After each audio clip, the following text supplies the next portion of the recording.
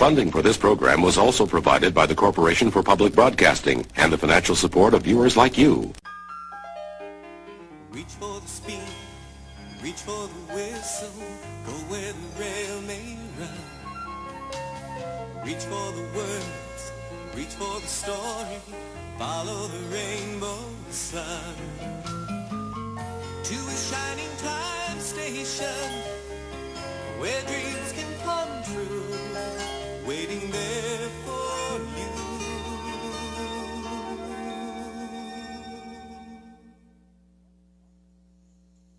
Dear Diary, there's only one way to begin this story.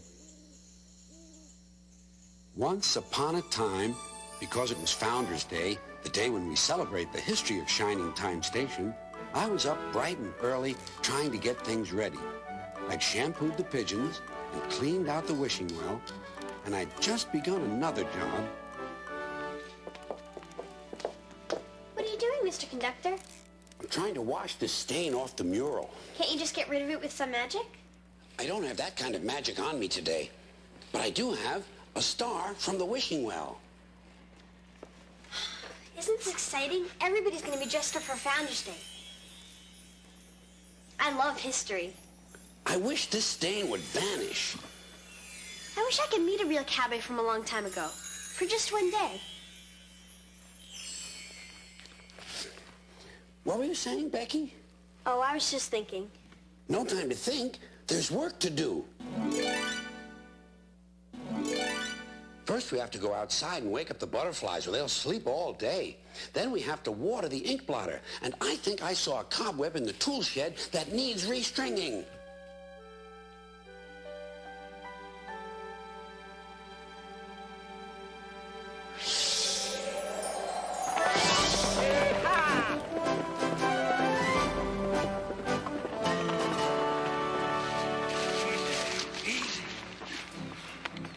Where'd the train go? Where are all the people? Feels as if we're lost, fella.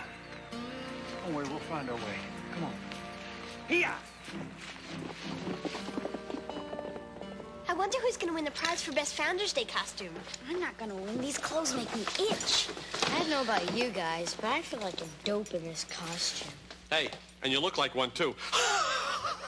Schemer. Okay. Relax. I just didn't want you kids to get your hopes up and then be so disappointed when yours truly wins the costume contest. That'll be the day. Hey, Schemer, you want to get your face painted? What reality are you living in? Why would I want to cover up even 1 ounce of this beautiful face with paint? We're trying to raise money for a school field trip. Oh, is that right, Dan? Then why don't you go out in the field and trip? Oh, Schemer.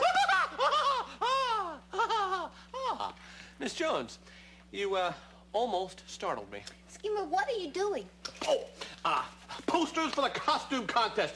My mommy helped me, and watch this as it gets schemerized. Oh, vote for Schemer for Best Costume. Yeah, you got it. Pretty slick. Schemer, these posters belong in your arcade, not all over the station. Yeah, but wait. Don't you want to see my face all over the station? Schemer. But, Miss Jones, I'm asking you as a friend, Miss Jones, if I can put these... Schemer. As a friend, Miss Jones. Sure know how to make a guy feel unwanted. Oh, Schemer. Oh, Billy. Billy, I need your help just for a little while. No problem. Where are you headed? Well, I saw the most beautiful wildflowers yesterday. I'm going to go pick some to decorate the station. Do you think you got enough time? If I hurry. I don't know, Billy. I just keep feeling like the station is missing something. Maybe the flowers will help. I just want this to be a perfect day. I'll be back before you miss me. Meanwhile, dear diary, deep inside the station jukebox and unknown to anyone but me, the jukebox puppet band were about to be rudely awakened.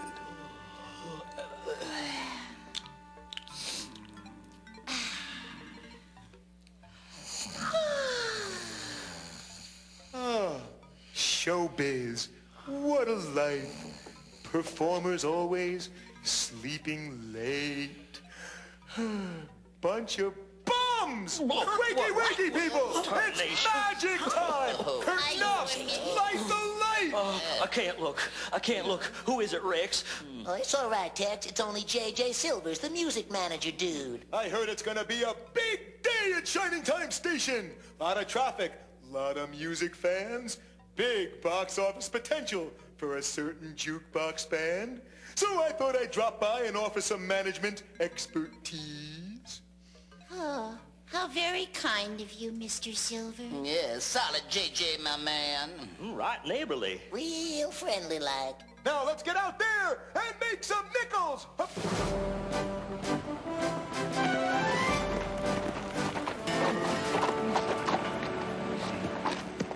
kind of machine is that?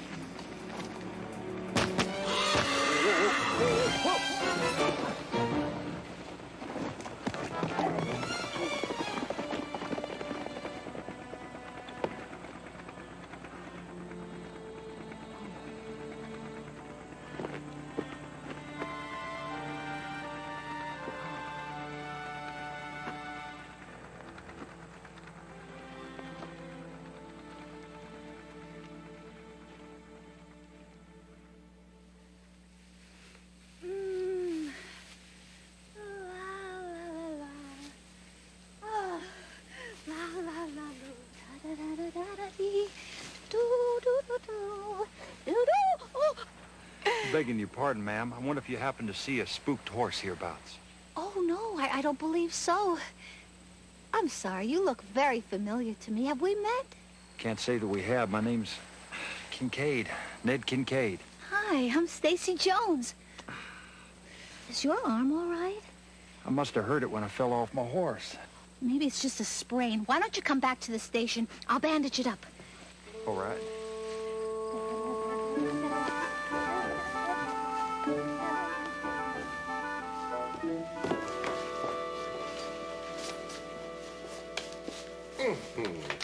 One ticket to Chubby Corners. Thank you, Mr. Two Feathers. You're welcome. Mayor Flopdinger, how very nice to see you. And very nice to see you, Mr. King. Now, Mr. Mayor, before you decide to pick a winner for the costume contest, I think I should mention to you that the shoes I'm wearing once actually belonged to the late, great John Jacob Astor himself. Oh, who was he?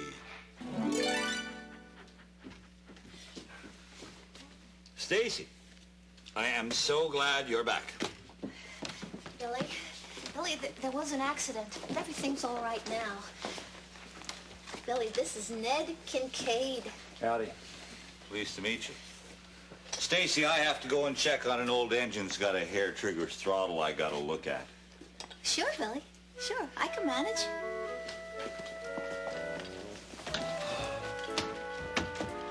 Well, I'll be. It's Teddy Roosevelt. It's funny how those politicians look older when you see them up close. Yeah, it's a great costume, isn't it? Costume? Well, yeah. The mayor, he's dressed up to look like Teddy Roosevelt. Isn't that what you mean, Mr. Kincaid? I'm not rightly sure what I mean, Miss Jones. Are you all right? I'm having a little trouble remembering. I do remember I was chasing after a train and there was a lot of people on board. Then all of a sudden, I was here. And I must admit, things are looking mighty strange. You don't feel like you have a fever.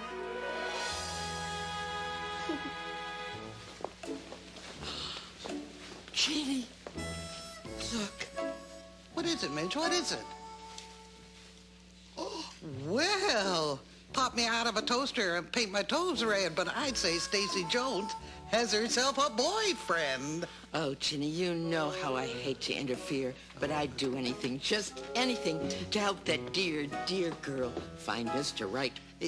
I'd say she's already found him. Why, Stacy and that cowboy are closer than two peas in a pod. Peas in a pod? Don't make me laugh. I'll show you who Stacy Jones's favorite vegetable is. Out of the way, ladies, out of the way.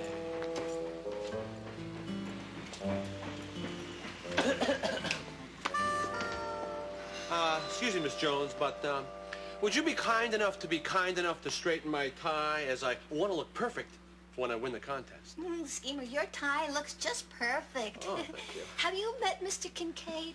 Howdy, partner. Howdy, partner.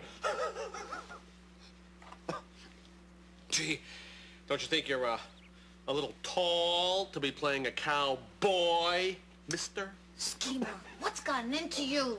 Excuse me, Miss Jones. I'm gonna mosey around the station, have a look-see. Certainly, Mr. Kincaid. Kincaid. Let me tell you something, Jonesy. He might be Kincaid, but I run the arcade. Schemer, why are you so rude? Oh, well, I'm sorry, Miss Jones. I'm sorry if I'm being rude. But if you're going to become best friends with anybody and everybody who puts on a cowboy suit, fine. I can take a hint. And I shall withdraw, Miss Jones, gracefully. Oh. Well, don't that beat all? I'd say Schemer's jealous.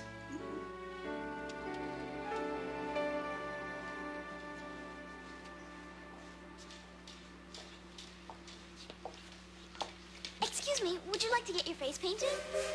Oh, Mom, can I? Do we have time? It's your money, Lily, if that's how you want to spend it. Hi, I'm Lily. I'm Kara. You can sit down right over here. Thank you, but I can find it. Hi, Lily, I'm Dan. What kind of drawing do you want? I like flowers. Flowers, huh? Okay, here goes.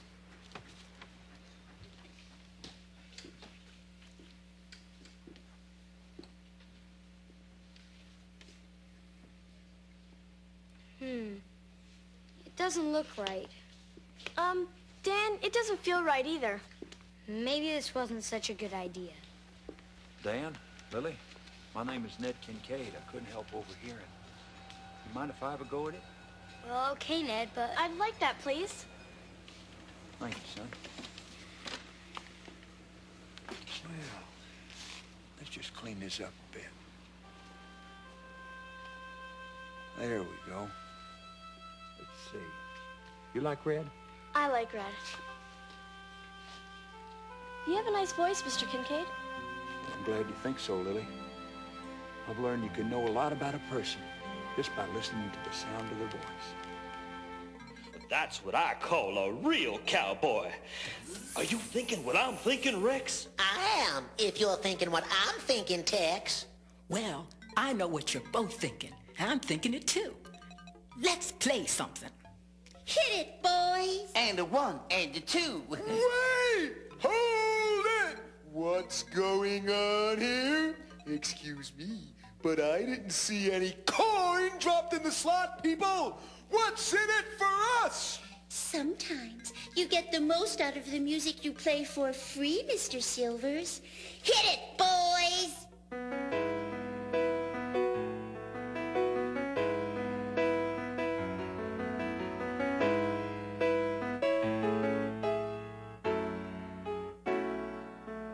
Oh, I am a lonely cowboy, and I'm off of the Texas Trail. My trade is cinching saddles and pulling bridle reins, for I can twist a lasso with the greatest skill and ease, a rope and ride a bronco most anywhere I please. Oh, I love the rolling prairie that's far from trial and strife. Behind a bunch of longhorns I'll journey all my life. But if I had a stake, boys, so married I would be to the sweetest girl in this wide world, just fell in love with me. Tee-wee.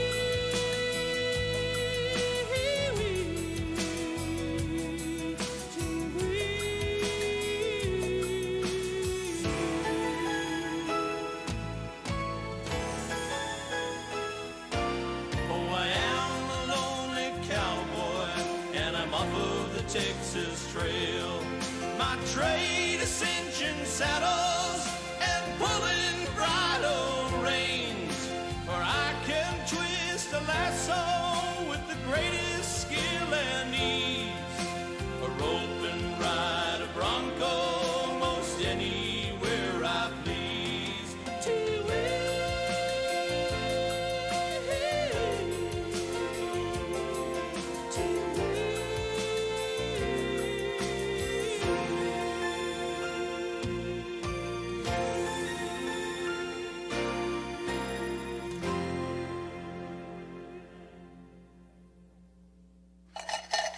money from our first customer. I like Lily. You know, after a while, I forgot she couldn't see. Yeah, I like Ned, too. I think he's totally cute. Who's totally cute? Stacy's new friend, Ned. Ned? I don't know anyone named Ned. Is he from around here? Nobody knows where he's from, Mr. Conductor.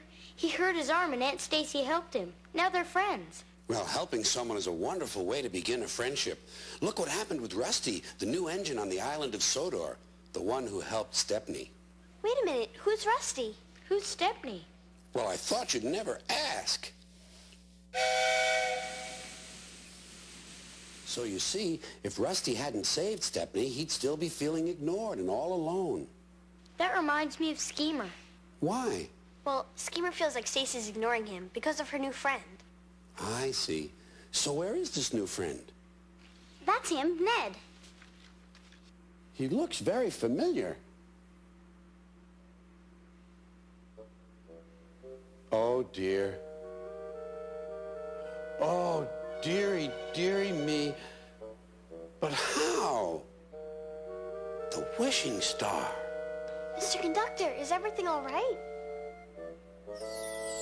Well, dear diary, Becky had wished to meet a real cowboy for just one day, and her wish had come true. Now I had Mr. Ned Kincaid from 100 years ago to worry about. But I wasn't the only one worried about it. Vote for Schemer for best costume at the costume contest. Quiet, I'm working. Schemer! Schemer! What? Schemer, I've been dying to talk to you. Forget about it, Midge Smoot. I am not sharing the prize money I'm going to win from the contest. Prize schmice. I just wanted to ask you about Stacy Jones.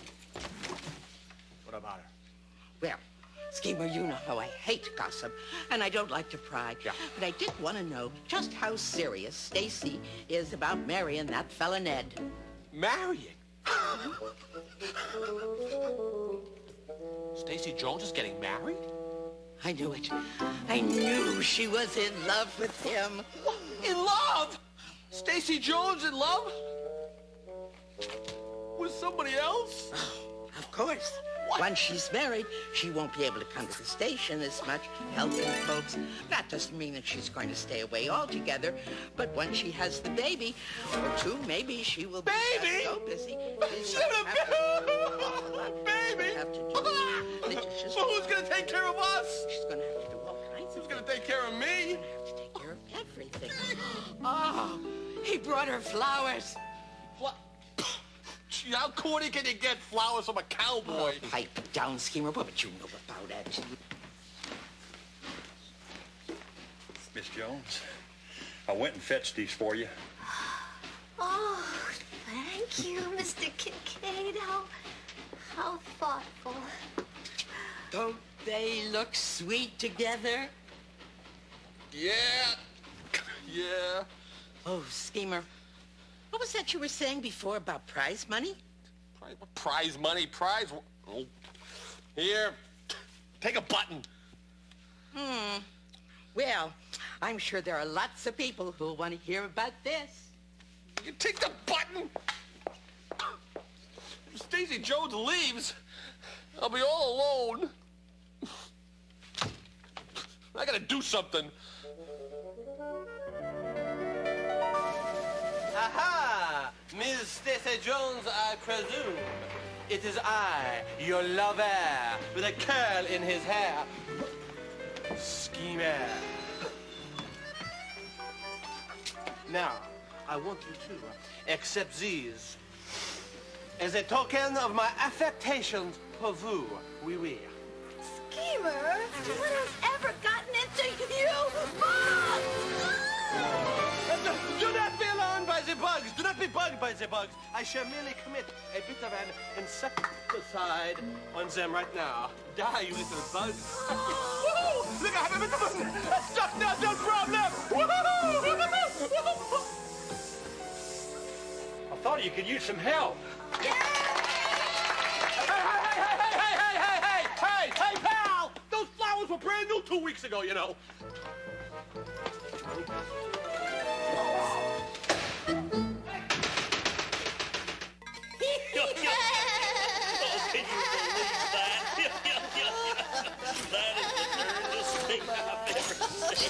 Hey, places, everybody! It's showtime!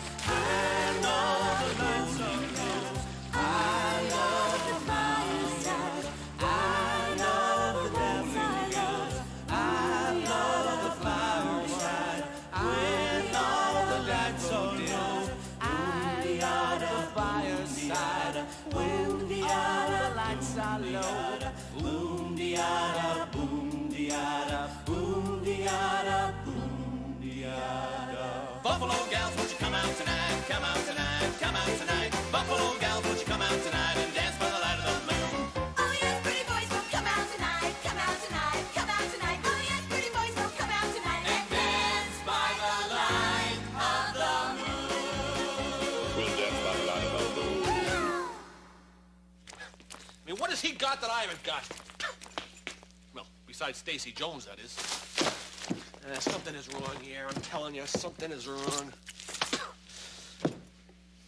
Wait a second. Genius time? I know what it is. I need a new me. I need a new image. I need new clothes. I need a new way of thinking. I need new music. I need a new jukebox. What? Oh my gosh! Oh my gosh! Oh no!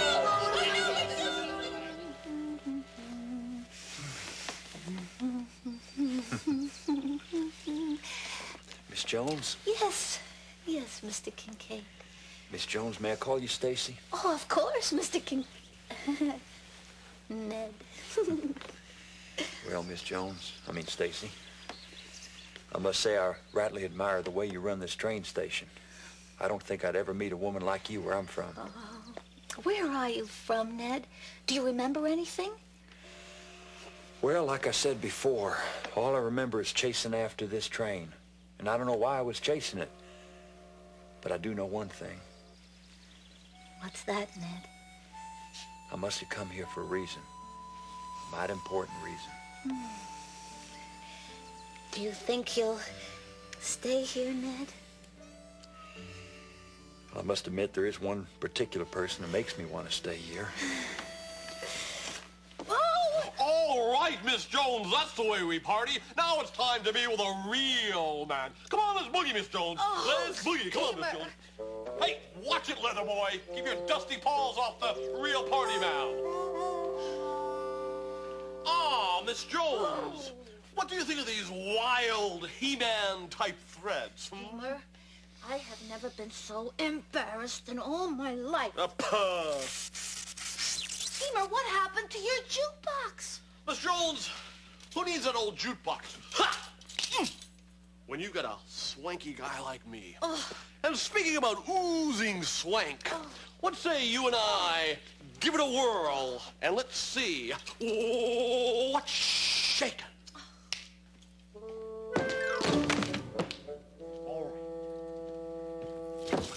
A dime! This thing takes a dime! Loving you, loving me.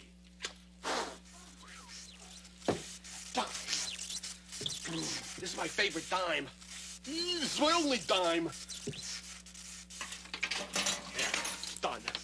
Now lay it on me, baby.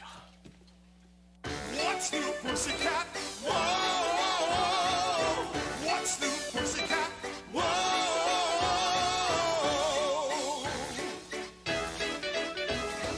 Pussycat, Pussycat, I've got flowers and lots of hours to spend with you. So go and powder your cute little pussycat nose. Pussycat, Pussycat, I love you. Yes, I do. You and your pussycat nose. What's new, Pussycat? Whoa! What's new, Pussycat? Whoa!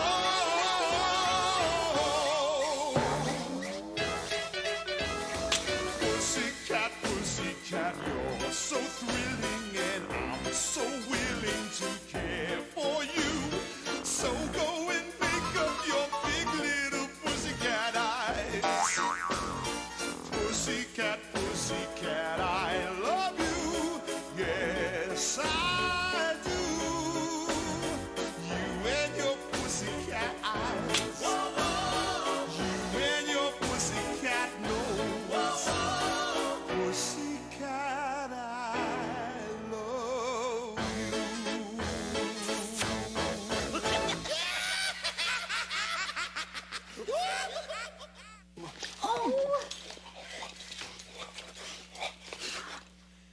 I don't think the lady wants to dance, partner.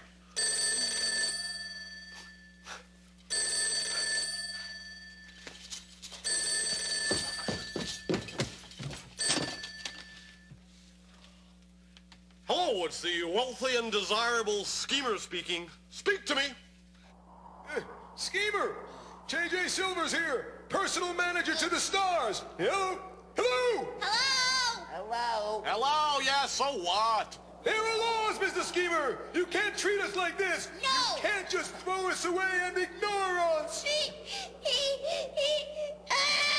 doesn't care about us anymore. Oh, I see.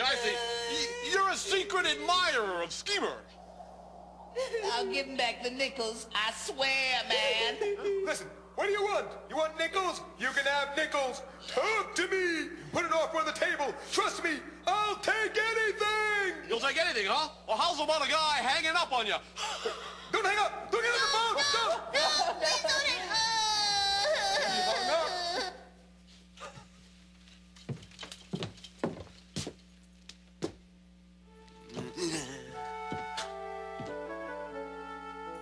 Stacy and Ned Kincaid were definitely falling in love, and neither of them knew that in just a few hours, when the wish was done at the end of the day, Ned was going to disappear back into the mural as a painting on the wall. Only I knew that. Should I tell her? Should I tell him? And there were other problems at Shining Time Station, too. There, done. Thanks. Money from our third customer. This is a total disaster. What are you doing here? You're missing the costume contest. Well, we thought we'd make more money if we stayed here. Besides, nobody cares if we go or not. Is that so? Sounds like you've got a problem. Let's see. I've solved most of the problems today. Why don't you tell me about yours? Well, we didn't make enough money to go on our class trip. Check. And all these people were here, but nobody paid any attention to us. Check. Even Stacy acted like she didn't care about us. So you're afraid nobody likes you. Schemer's afraid Stacy doesn't like him. Thomas was having the same sort of worries about Stepney. But Thomas had nothing to worry about. It was as simple as this. Stepney got what he wanted. He went on the main line. People helped him. Nobody's helping us. And nobody will if you keep feeling sorry for yourselves. But the day isn't over yet, and I have a feeling that help is on the way.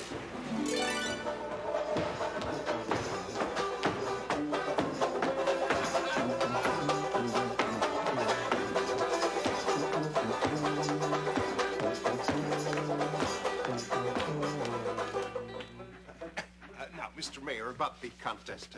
I just wanted to point out to you that the lining in this jacket is absolutely authentic. And my underwear, it was once worn by here. Let me show you. Oh, no, that won't be necessary. Oh, you've already picked a winner, haven't you?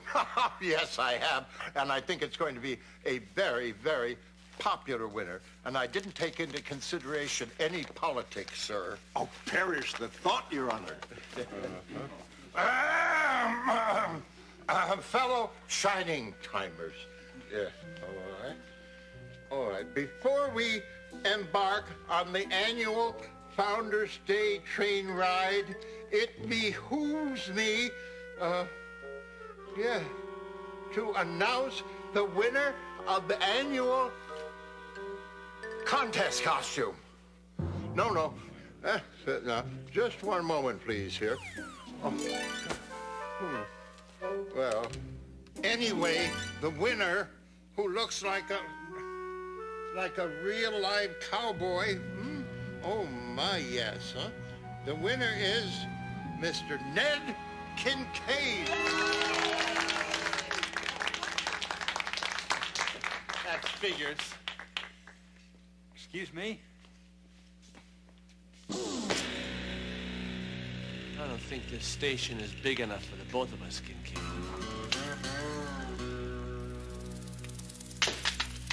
Time for a showdown.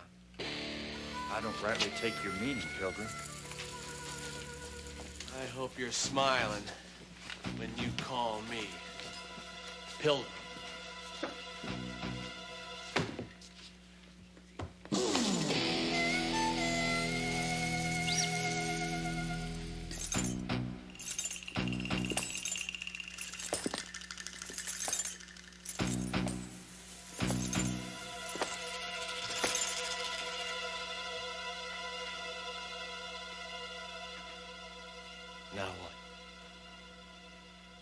ahead, I'm ready. Make your move. Hello, Shining Time Station. Stacy Jones speaking. Just a moment, please. Schemer! Schemer! It's your mother! Don't move. I'll be right back. Hello, Mommy? Well, Mommy, he's just... What happened? Oh, please, Mommy, I just want to make... But I don't want to. What? Okay.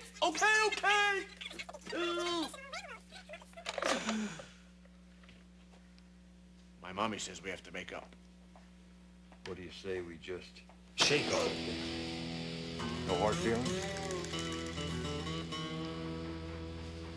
No hard feelings. Yes.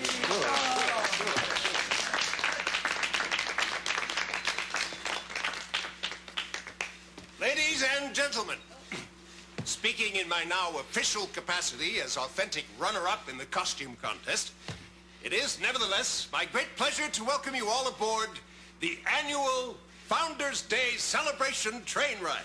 All aboard, please. Diary time was running out. The day was almost over. I had to talk to Ned Kincaid. Come on, Stacy. We'll want to get a real good seat up front. All right. I'll save you a seat, Ned. Beside me. I'll be with you in a minute.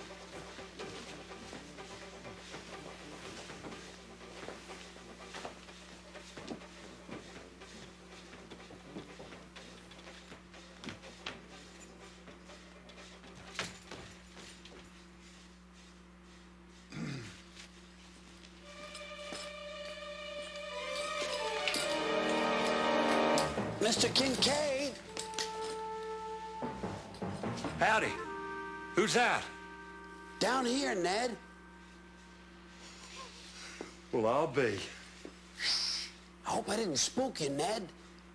Spook me, little man, not likely. It's been that kind of day. Highly unusual. I just plumb don't understand what I'm doing here. Well, yes. I want to talk to you about that.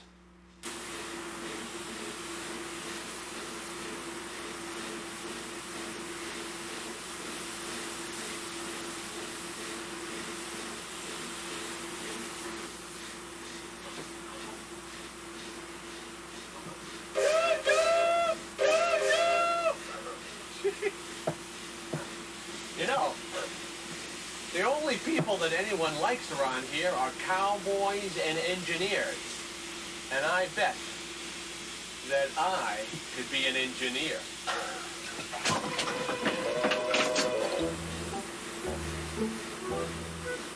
All aboard! All aboard! My thoughts exactly, pal! All aboard! Huh? All aboard!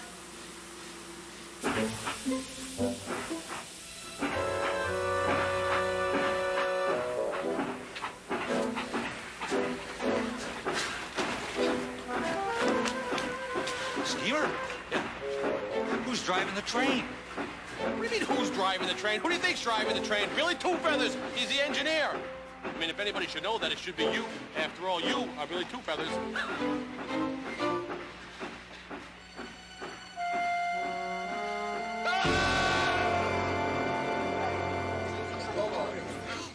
Stacy, where's that nice young cowboy, Ned? Oh, well, he'll be along soon, Midge.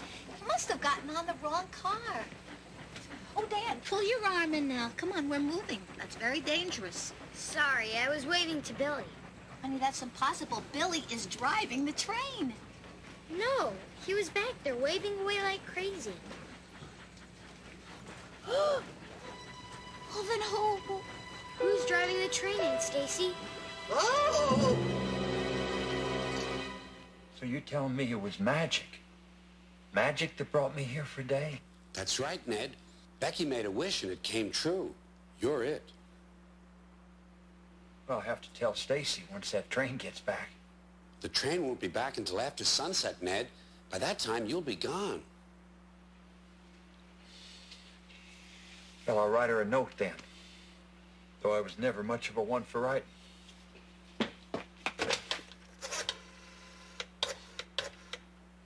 This is Billy Two Feathers from Shining Time Station. We have an emergency. We have a runaway train. That's right, a runaway train. Well, let me talk to him.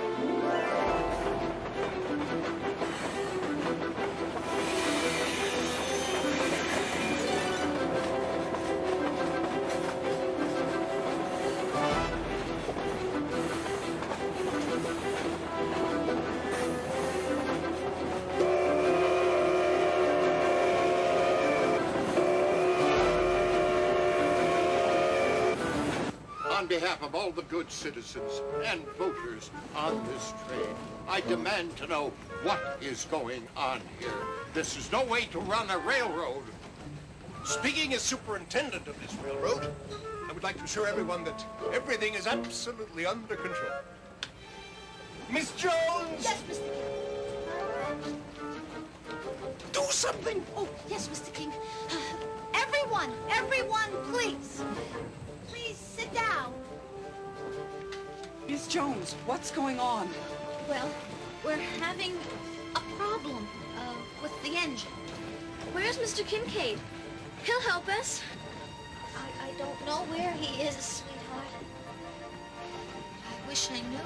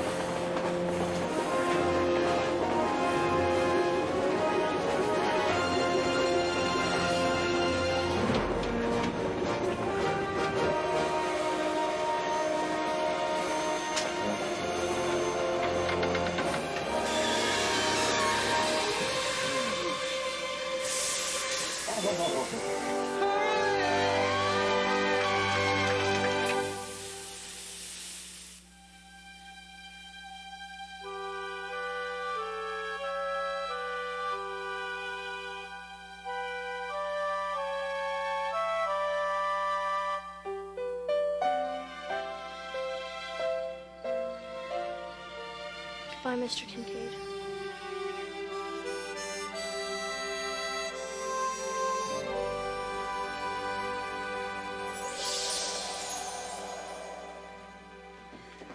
Oh, Billy.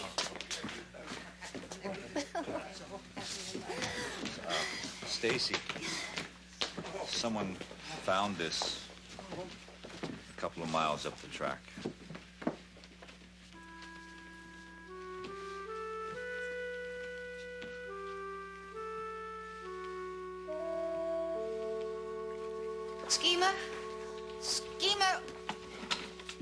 Schemer, what are you doing? Oh, well, fancy meeting you here, Miss Jones. I was just, I was readjusting the stereophonic adjuster back there. Schemer. But it has... Don't you know how dangerous it is to climb into an engine? Well, of course I do. I was trying to... Schemer, people could have been hurt. I know that. No, That's why I was trying... Schemer, you should never, ever play near railroad tracks. I know that. I was trying to... Well, what? What were you thinking? Well,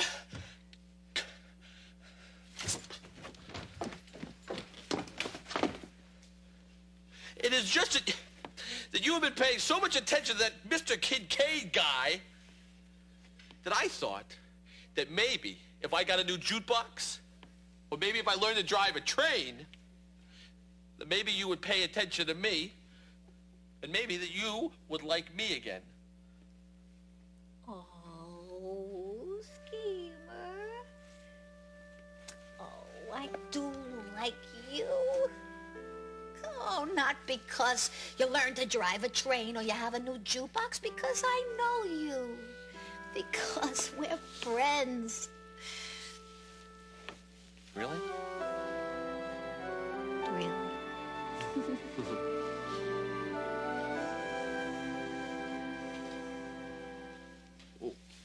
Where is that Kincaid guy, anyway? I wish I knew.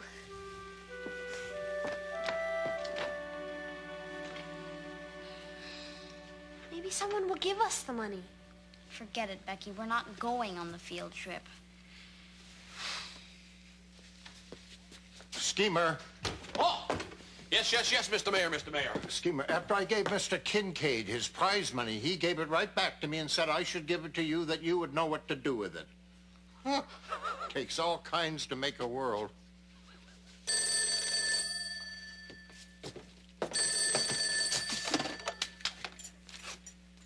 Hello. Schemer, my man! You did the right thing. I'm proud of you. You got heart. No brain, perhaps, but plenty of heart. Hey, who is this, and why do you keep calling me pal, huh? No brains, but heart.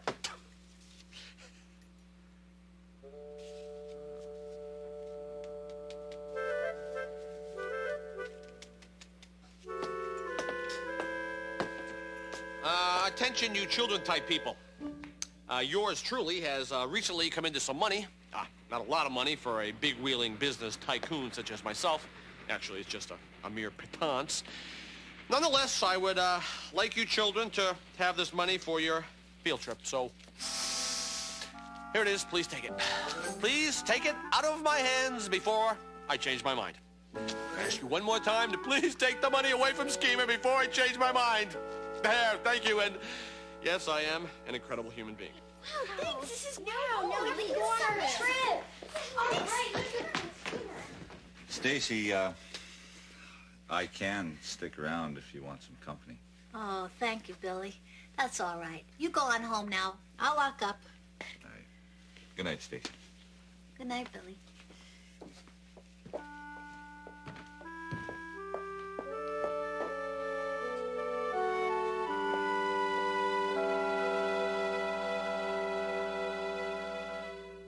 Diary, as you know, there was nothing I could do to change the Wishing Star's magic, and Ned Kincaid hadn't even had time to write Stacy that note explaining things. But as you and I know, Diary, there are all kinds of magic in this world. I beg your pardon, ma'am? I seem to have missed my train. I wonder if there's any way I could get a ride into town. Why, sure. I'll take you. That's no trouble. Thank you so much. I'm sorry, but you look so familiar. Have we met? No, I don't think we have. My name is... Kincaid. Kincaid, that's right. Now, how did you know that? Oh, once upon a time, I knew a relative of yours, I think. At least you look exactly like him. Well, now, my great-grandfather Ned came from here, but I can't imagine that you ever met him. That was a long time ago. Well, it doesn't seem possible, does it?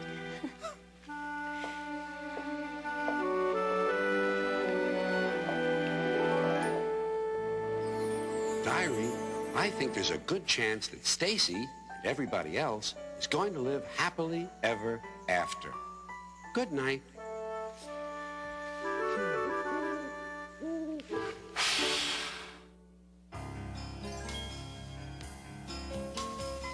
Reach for the speed, reach for the whistle, go where the rail may run. Reach for the words, reach for the story, follow the rainbow sun. To a shining time station, where dreams can come true, waiting there for you. So much to see, so far to travel, so much to learn to know. Friends by your side, hopes to hold on to, who knows how far you'll go. To a shining time station, where dreams can come true, your own imagination waiting there for you.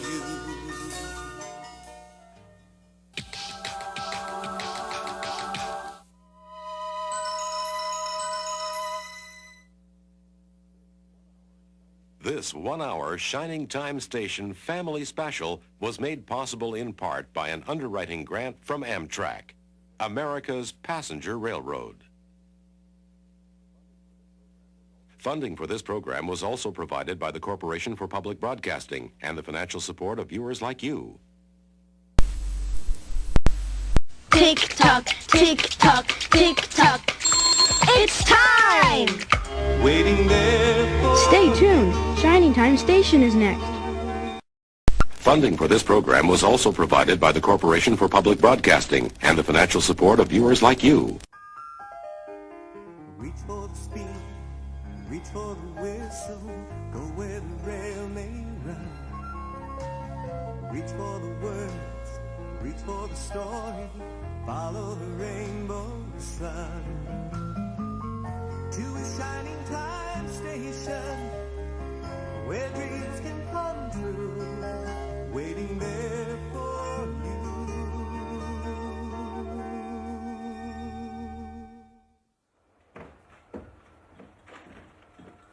Hi, Billy. Hi, Stacy.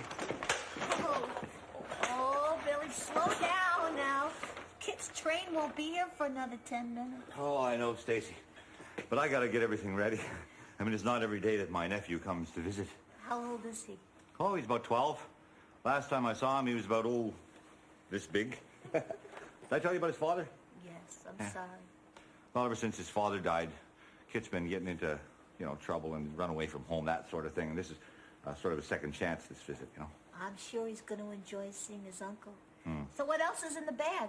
Well, I got a puzzle and your basic etch-a-sketch and a bouncy ball. Oh, don't you think he's a little too old for that? Oh, no. This stuff is ageless. I mean, it's a paddle ball and fuzzy dice. I mean, we are going to have a great time. Don't forget the marbles. Right, marbles. Thanks, Mr. C. Anytime. Nobody wants to lose their marbles. Billy, maybe Kit would enjoy playing some baseball while he's here. Yeah, I suppose we could do that. Speaking of which, there's our team.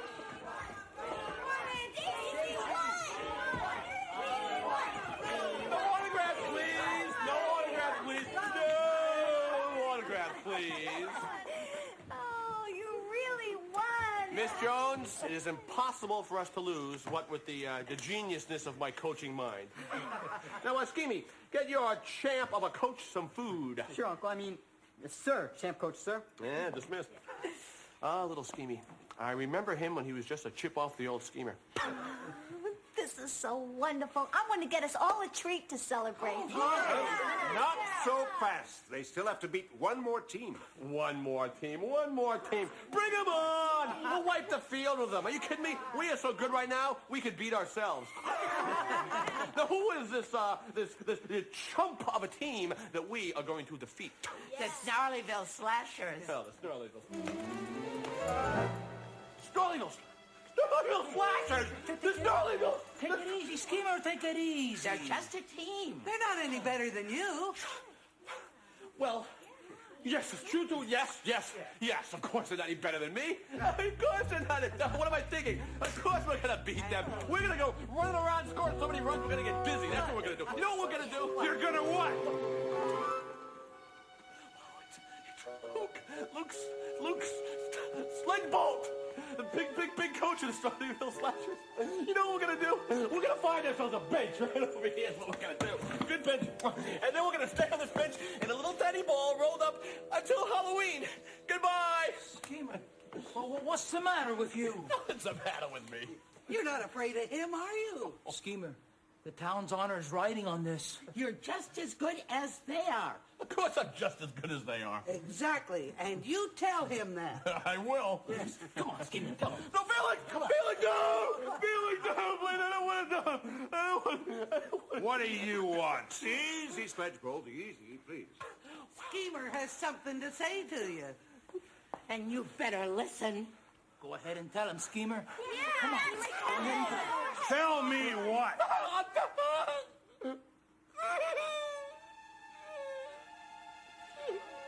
Sluggo, Butch, what do you say?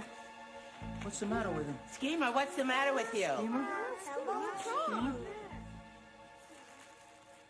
It's like my uncle's frozen solid. Don't just lean there. Do something. Hey, I got a pond at my farm. Why don't we haul them over, throw them in, and thaw them out? Oh, that's a good idea, Jenna. Okay, kids, put them on the litter. Everybody, somebody take a seat. Somebody take a seat. Everybody.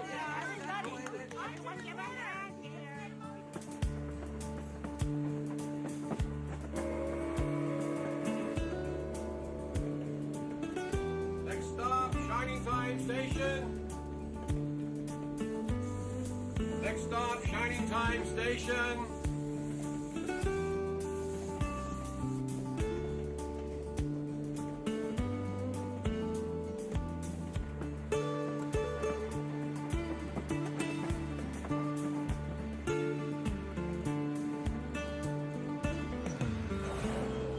Shining Time Station, this way out, please.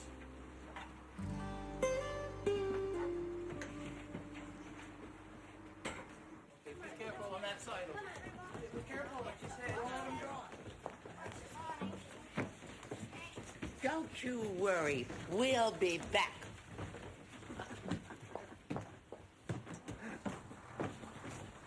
Excuse me.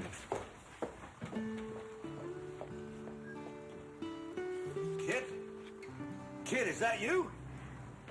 It's me. It's your Uncle Billy. Well, you look at you. Boy, you have done some serious growing. Here, let me take your bag. I've got it. Well, no, I can help you. I said I've got it. Sure. Look, I want you to meet somebody. Stacy? Yes. Stacy, this is my nephew, Kit. He came in here all the way from the big city. This is Stacy. She's the station master. Well, hiya, kid. Very nice to meet you. Welcome to Shining Time Station. I know it's not as exciting as where you're from, but we hope you like it here. Now, there might be a few things that you find a little strange, but don't let it throw you. What sort of things? Little things. Listen, Kit, I have some chores to do, but when I get back, why don't we have some dinner? Sure, whatever you want. Oh, and I almost forgot. These are some toys for you to play with while you wait.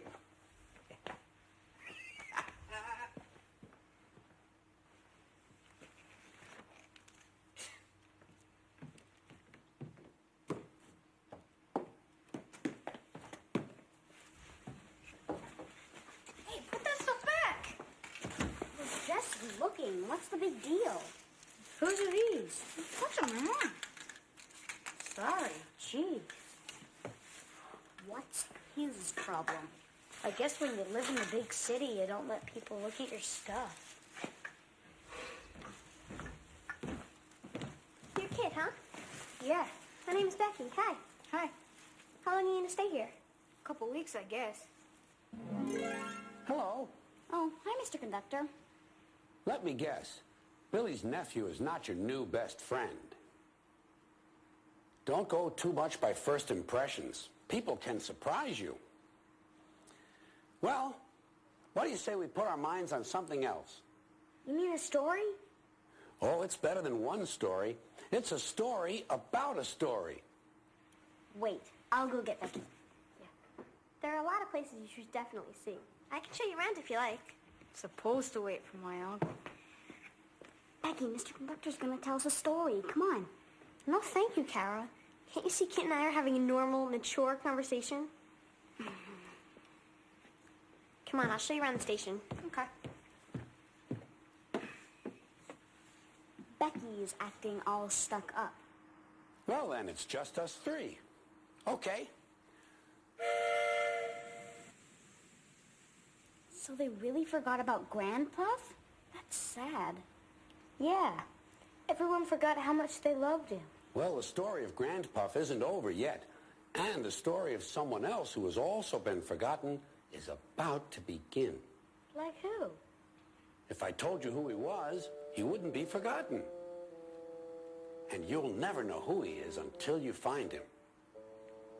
Oh, dearie me, I almost forgot. I have an engagement with some very tiny, very important people. Now, don't forget to remind me to tell you the rest of the story. Bye. Bye. Let's go see if they thought out Schemer. What was that?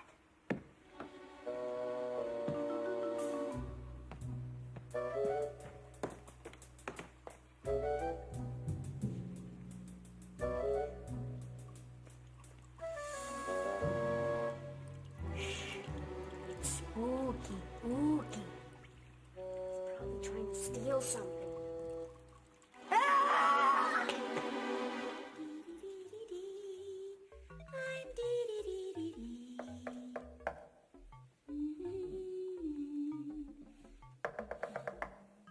Would somebody answer that? It might be the door.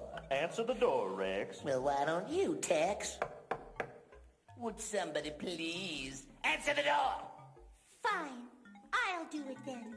It's always dee-dee this and dee-dee that. Fully, I say, I am beginning to feel like Cinder-dee-dee. Hi, guys. It's me, Mr. C. It's Mr. Conductor! Mr. Conductor! You'd best answer the door, Dee Dee. Yeah, before Mr. Conductor thinks you don't like him.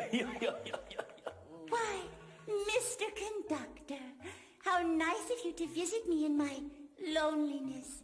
Won't you come in? And don't forget to... Oh, duck. Hey, Mr. C, you are a tall one, aren't you? Hey there, Mr. C. How's the weather up there? You have a bed big enough, or do you have to sleep with your feet out the window?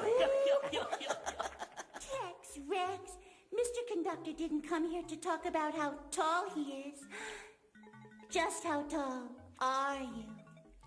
Oh, about a pencil and a half in my stocking feet. Oh, I wish I were a pencil and a half. Oh, I think that is just a perfect height. My, yes, just perfect. I say we all chow down on dinner, jukebox style. Oh, well, now that's a good idea. Well, this is quite, cozy.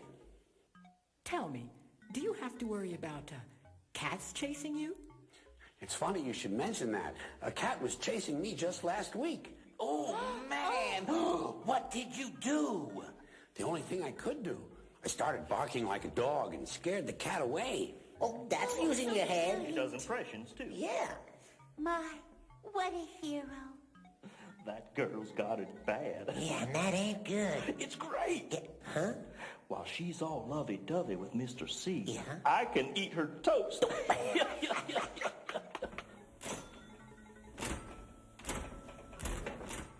Uh-oh. What's the matter? Party's over, partner. Yep, we gotta go rustle up a song. The music calls, cool dudes. May you come back? Can you? How about tomorrow? Oh, that would be lovely.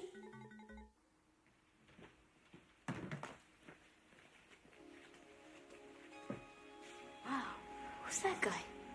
I've seen him before. His name is Max, but everyone calls him Oogie. No one ever talks to him. How come? He's like always by himself. Everyone's afraid of him. Some people say he comes out at night, and he sneaks around with a big club looking for trouble. Do you believe that? Me? Oh, no, of course not. But that's what everyone else says. Hear the wind blow, love. Hear the wind blow. Hang your head over. Hear the wind blow. If you don't love me, love whom you please. Throw your arms round me. Give my heart ease.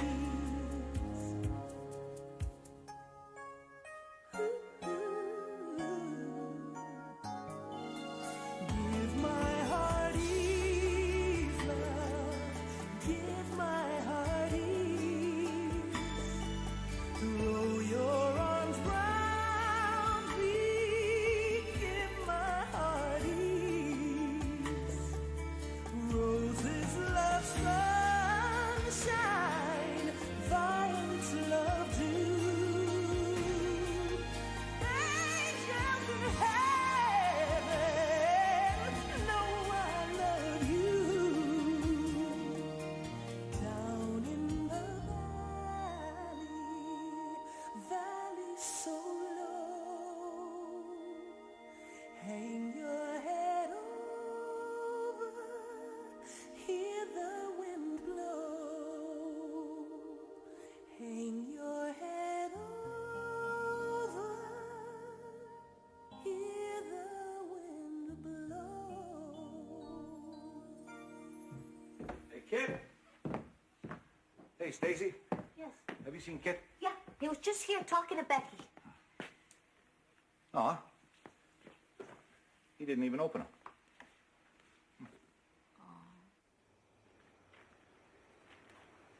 What's he doing in there? I don't know, but let's get out of here. No, wait. He's watching television? Kid, being around the railroad tracks is dangerous. We shouldn't even be here, especially at night. You think this is dangerous? To see where me and my mom live. Can't even go out at night. He's not going anywhere. So, what else do you do around here for fun? Fun? You think this is fun? Baseball is fun. This is boring. You play baseball for? You're a girl. So I can probably throw better than you can. You cannot. I can too. You see that boxcar?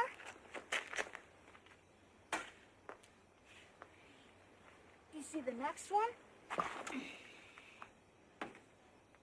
Let me see the next one. I bet you can't. You bet I can't. I bet you can't.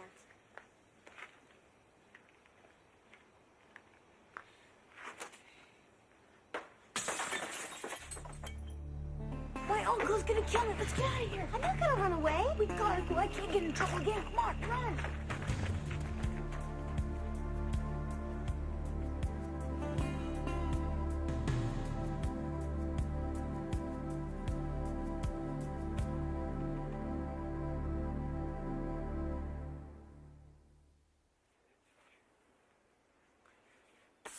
Hey, Kid.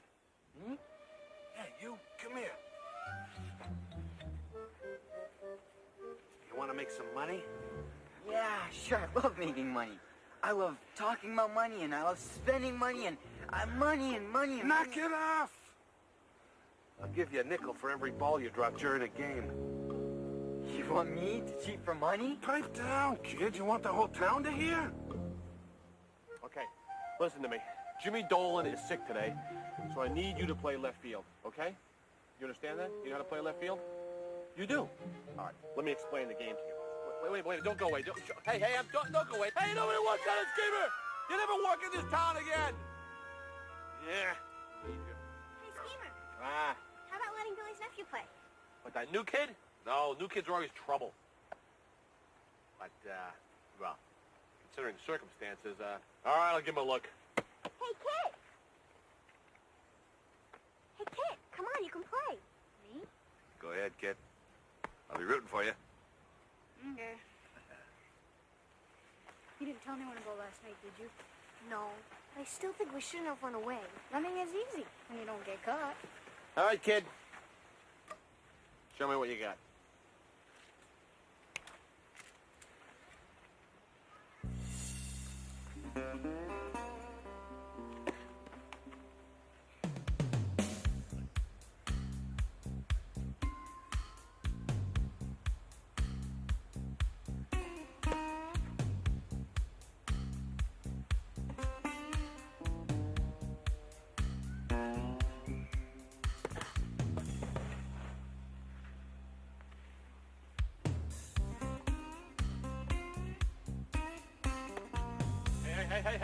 Hey.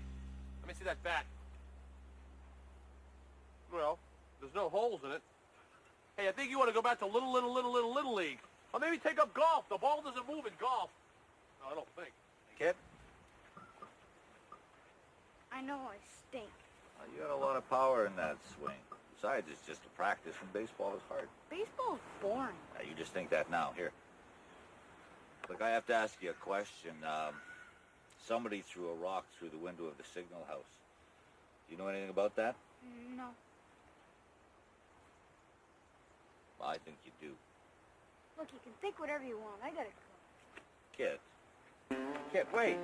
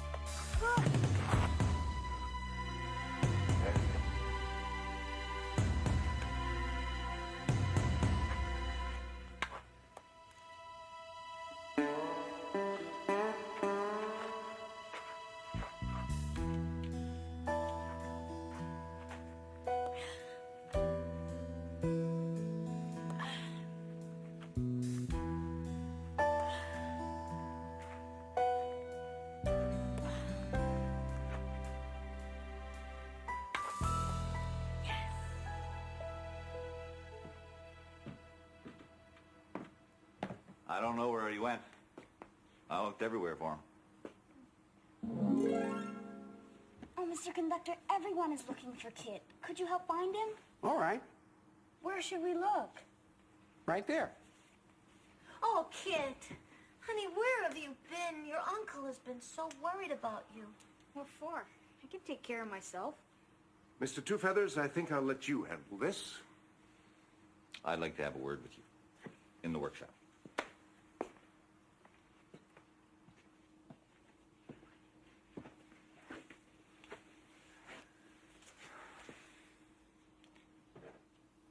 I know about the broken window.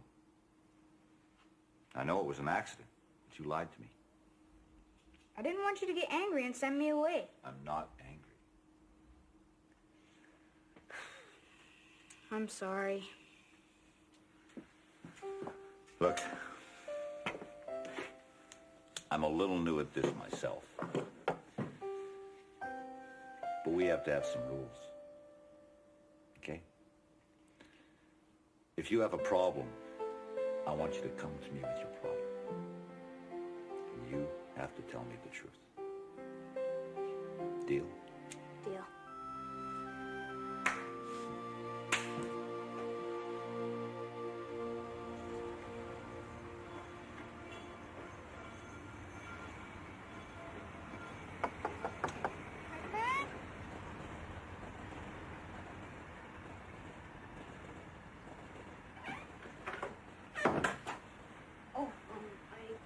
Fix the window I broke.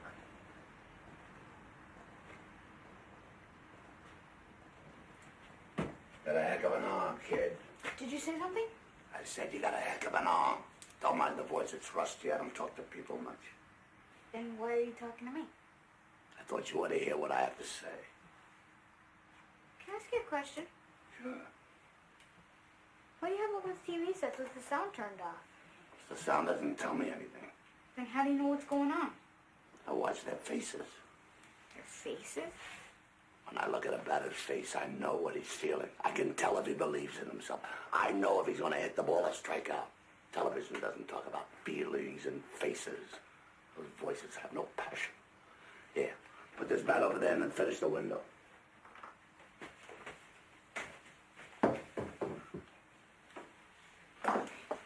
Max Olkowski, most valuable player? I knew it! I knew it when you hit that stone last night. You're a professional ball player. That is so cool. Was, kid. Was a ball player. How long did you play baseball? Did you play any other sports? Did you know anyone famous? I met a few. Like who? There was one I remember. I was about your age when I met him. Hold on. I waited 6 hours outside his hotel just to meet him. When he came out, he signed this for me. Said it might improve my game. He made it sound like this.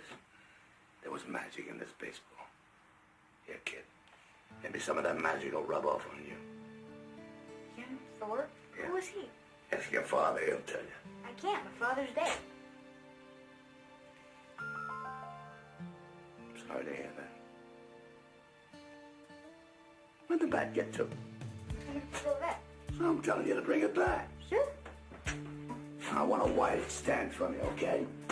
You swing, I want the weight on the right leg. Elbows in, chin up. Okay, keep the bat up. Okay, swing.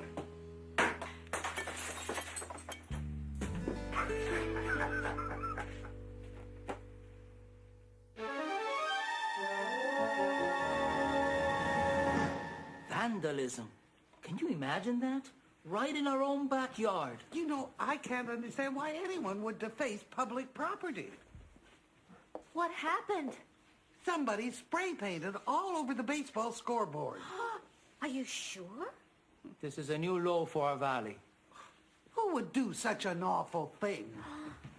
Hey, Cece. Have you seen Billy? Oh, yes, kid. He's waiting for you at the ballpark. Thank you.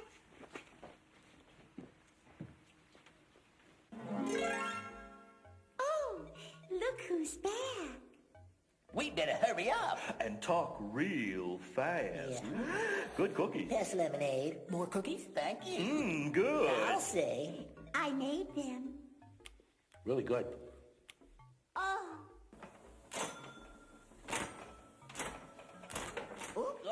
That's our cue to skidoo. Music, come on. Everybody ready? Let's go. Skip, skip, skip to my Lou. Skip, skip, skip to my Lou. Skip, skip, skip to my Lou. Skip to my Lou, my darling. Flies in the buttermilk shoe, fly shoe. Flies in the buttermilk shoe, fly shoe. Flies in the buttermilk shoe, fly shoe. Skip, skip, skip, skip, skip.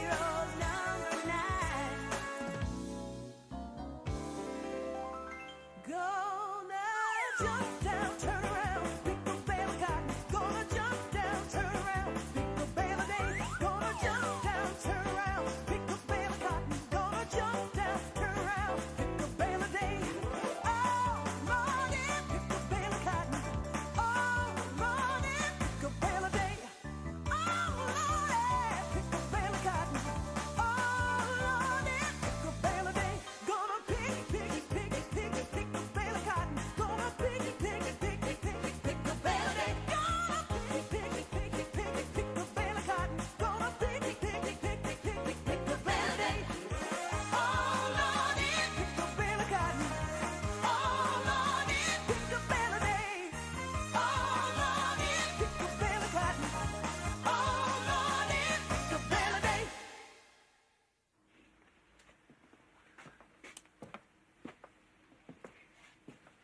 So you're becoming pretty popular around here. Yeah, it's great here. I'm glad I came. Really. Did Ookie give you this ball? Yeah. Look there. This is Jim Thorpe. Ookie said my father, somebody could tell me who Jim Thorpe was. Wow. He was only one of the greatest athletes that ever lived. Baseball player? Mm-hmm. Played for the Giants. But he did more than that. He set Olympic records in throwing and running and jumping, and he was an All-American football player. And he was Native American. He was Indian? Like us? He belonged to the Sac and Fox tribe. Wow, sounds like he could do anything. That's the truth. Did Ookie give you this ball? Didn't swipe it, if that's what you mean. Well, no, I just thought, well, maybe he loaned it to you. I mean, it's Jim Thorpe. Now put him down gently. Put him down gently. Okay, there we go.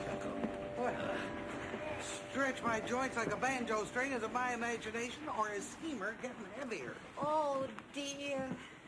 It happened again. The worst one yet. We're taking Schemer home to his mommy. Maybe she can thaw him out.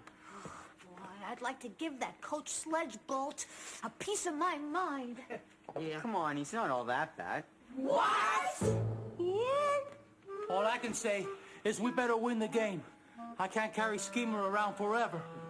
Okay, everyone, on the count of 3. Ready? 1, 2, and 3. Be careful there. Okay. So, where's your lovey-dovey boyfriend? Kara, that's so immature. Hey, Mr. Conductor, how about the rest of that story? I'm glad to see you haven't forgotten about Duke, the engine they called Old Grandpuff. Let's let Thomas remind you of the story so far. Duke was forgotten. Then they found him and he got a second chance. I like that story. It's important when you get a second chance. You must try not to waste it. Hi, guys. Oh, Well, kid. hi, kid. What's the matter? We need to ask you something. Stacy heard that someone spray painted the scoreboard. Yeah. Do you know anything about it? No? You sure? Yeah, I'm sure. Why, did somebody say I did it? No, no one said you did it. It's just... Just what? Well, we had a deal, remember? Yeah, I remember, and I'm telling you the truth. I didn't do it. I know I got in trouble before, but this time's different. You don't believe me, do you? You think I did it. Kit. What am I doing wrong? Have you seen the scoreboard? Oh, yes, sir. We were just talking about it, sir. Isn't it wonderful? Wonderful? You mean that somebody spray painted the scoreboard? No, that was just the first coat. They repainted it for the big game. It looks brand new. Oh. Excuse me. Miss Jones, what's going on here? What's going on here, sir, is that we just made a big mistake.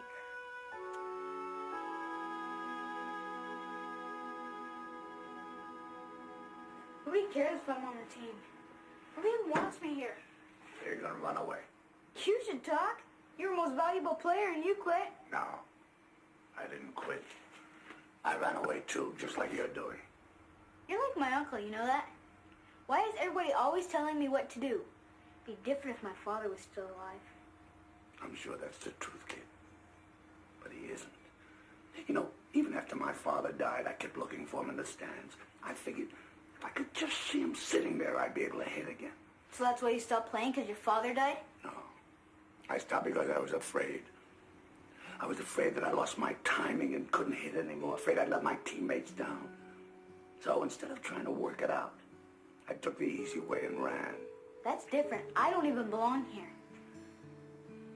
By the way, I brought your ball back. Guess the magic didn't work for me either. What'd you expect? Magic has to come from here first, kid. Come on. Give your team a second chance. Give yourself a second chance.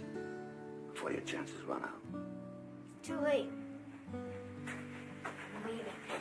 It's been nice knowing you. Kid, if you think nobody wants you here, think again. Think about your uncle.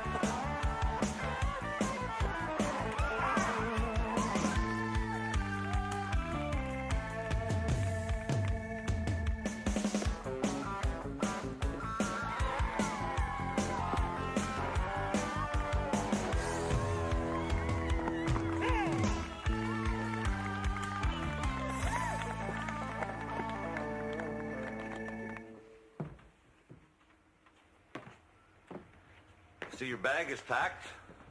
Yeah, I'm going home. I don't want to be around people who don't believe me. No one said they don't believe you. You were thinking it. What's the difference?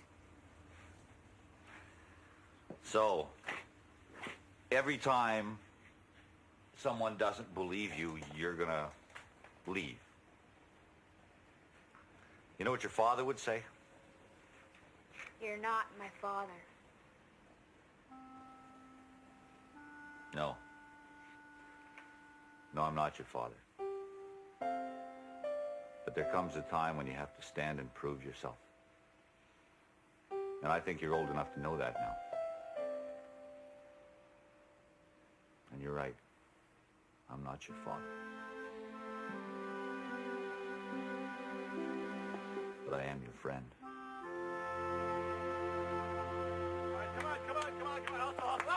All right, guys, let's go out there. We'll get it. All right, guys, come on. Hey.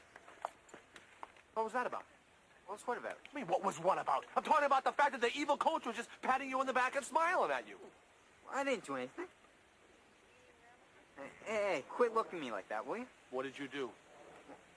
I didn't do anything. What I did do, it wasn't my fault. It's his idea. See, we were going to lose, so he gave me nickels to drop every ball that came near me. What difference does it make? We're making nickels, Uncle. Huh? Say it ain't so, Schemy. Say it ain't so. Okay, it ain't so. All right, that's it. You're bench. Sit on the bench. Sit on the bench. You're out of the game. You're off the team. Sit on the bench and face that way. You're off the team. Off. I can't believe it. He benched Schemy. That makes us one player short. What's the plan, Coach? All right, it's time to use our secret weapon. What's that? Well, it's time to hit home runs. I want each of you to go out there and hit a home run. Keep hitting home runs until we win. It's that simple. Okay, let's go. Come on, let's go. None of us have ever hit a home run before. That doesn't mean this isn't a good time to start. Come on, do I have to do everything for you kids? Let's go. Wow. This is some game. Hey, guys. Guys? Whoa. There's too much salt on this popcorn. Too much salt? Baby, these are the best seats in the house. Yeah, I'm with Tito. I'll take this popcorn machine any day over a peanut stand. You tell him, Tex. I just did, Rex. Oh. Shoot! That's it. I'm going over to the cotton candy. Hi, guys. Sorry I'm late. Had to help a butterfly friend of mine get his wings washed. Did I miss anything? Not much, big guy. The Scooters are losing and Dee Dee was just about to split. Me? Leave this lovely popcorn machine? Not on your life, Buster. Why, I wouldn't dream of leaving now that Mr. Conductor is here. Oh, brother. I'm looking for Kit. Do you see him anywhere? Forget it, Becky. He's not coming. Yes, he is. He said he would. Better up!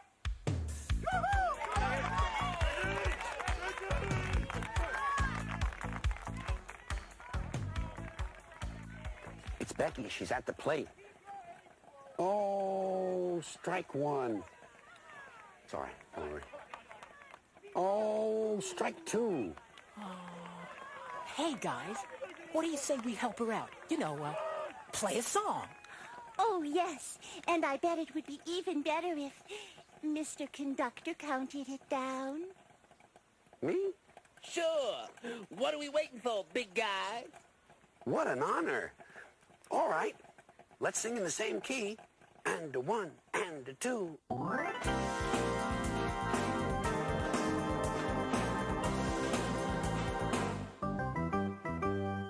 Take me out to the ball game. Take me out with the crowd.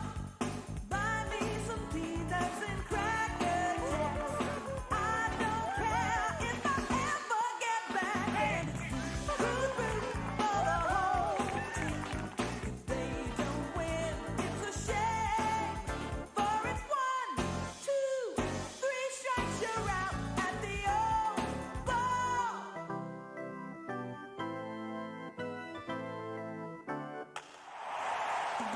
Take me out to the ball game.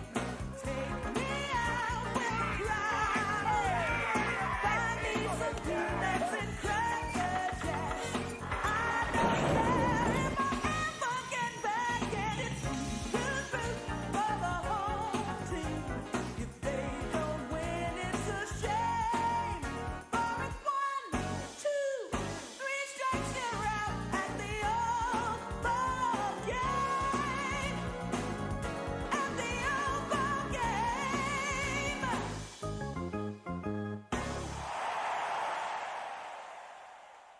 We need a miracle. Steamy is supposed to be up after Dan. Are you gonna let him bat? No, no. Who are you gonna use then? Mm.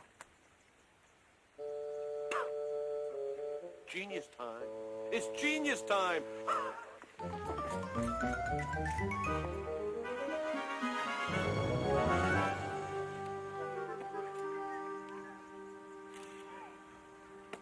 Don't know what the problem is, folks. Somebody threw a switch and we have to stop here. Well, we should be getting underway in just a moment. Take your hands off me, Gamer! Just trying to tuck it in. Oh, I never should have listened to you in the first place. Midge Smoot, I'm surprised at you. Why, you look so childlike. But listen, just in case, here, slip these on, will you? Oh, beautiful. Come on, he'll never know. Come on. They'll never know. Come on. I look ridiculous. Come on, you gotta do it for the team, Midge, for the team. Oh, yeah, the team. Oh, the team. Batter up! Juke, come on. Now, wait a minute. She's no little kid. You get over there. Yeah, but look at her. I'll handle this. And how old are you, little girl? It's not polite to ask a little girl how old she is. She's no little girl. She's old enough to be my mother. Okay, my sister. Midge Smoot. Is that you? Oh, I told you it wouldn't work. Of course it's not Midge Smoot. It's a little girl, a new little girl, 3rd grader, who just moved into town, and her name is, Rowena. Isn't she a cute little kid? That's it. Forfeit. They lose. We win. Do you have another player? You heard the man. Do you have another player? Tough luck, Curly Q. Hey, wait a second. Nobody touches my curl and gets away with it. Oh, yeah? Yeah! Yeah! Nobody told me about big guys like you. All right, you two. I get out. He started it. Look, Schemer, if you don't have another player, we'll forfeit the game. The Slashers will win. We win. Can I play? Oh, woo, can you ever? And guess what? You're up. Better up.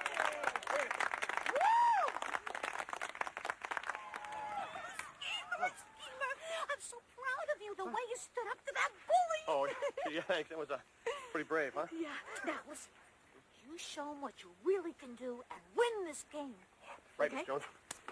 Okay, everybody, listen up. Listen up. This is your coach speaking. We're going to show Kit that we're really behind him and that we're a team. So come on. Yeah, come on. Come on. Come on, kid. Come on, Kid Baby. Keep going, kid. Attaboy. Kid Baby, we're behind you.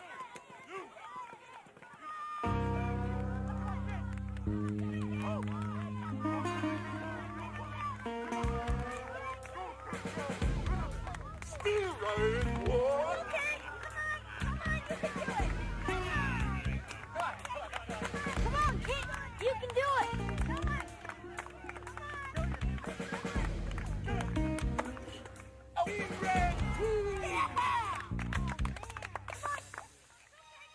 Let me see that ball. Jim Thorpe. This kid can't hit. No better. All right, come on. Easier. Let's go. Come on. One more strike, Butch, and the trophy's ours.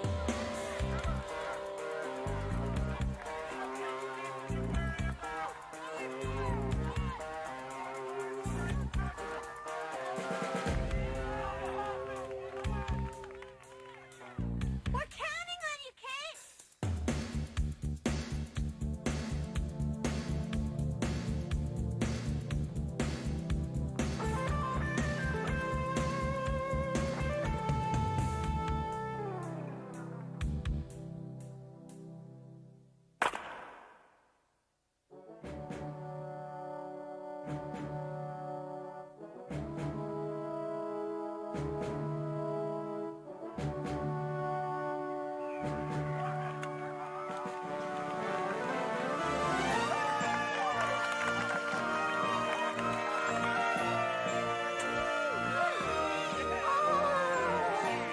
Oh, my.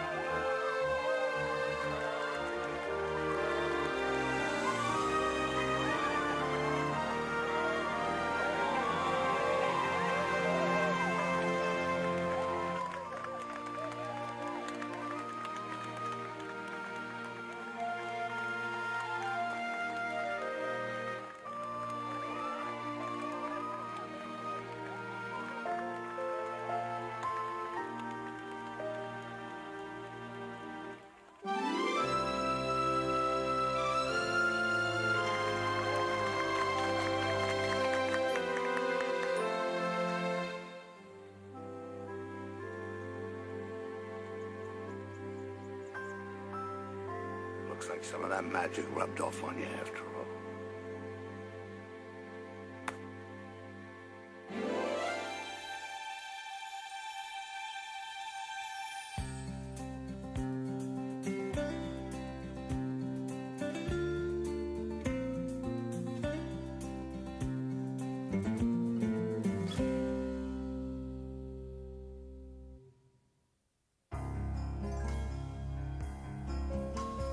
Reach for the speed, reach for the wisdom, go where the rail may run. Reach for the words, reach for the story, follow the rainbow sun.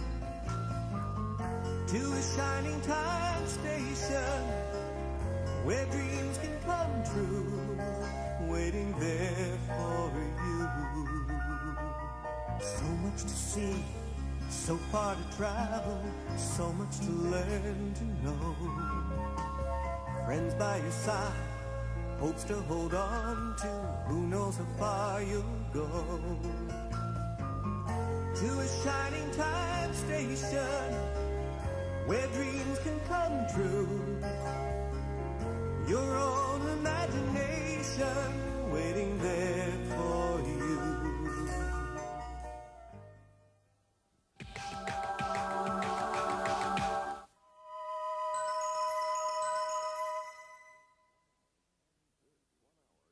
This 1-hour Shining Time Station family special was made possible in part by an underwriting grant from Amtrak, America's passenger railroad. Funding for this program was also provided by the Corporation for Public Broadcasting and the financial support of viewers like you. What's up next? Here comes Shining Time Station. Funding for this program was also provided by the Corporation for Public Broadcasting and the financial support of viewers like you. Reach for the speed, reach for the whistle, go where the rail may run. Reach for the words, reach for the story, follow the rainbow sun. To a shining time station where dreams can come true, waiting there for you.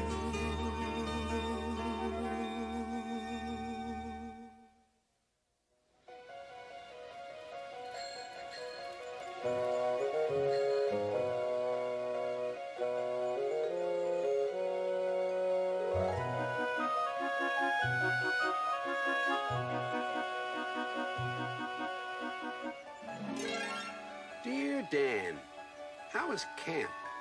We all miss you. If you ask me, this summer has gone by much too fast.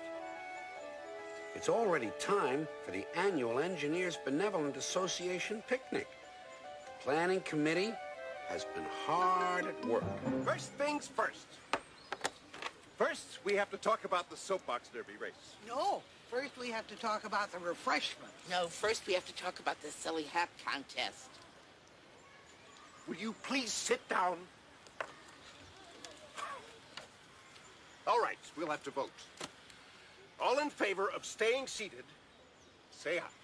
Aye. They have the same argument every year, but they always work it out.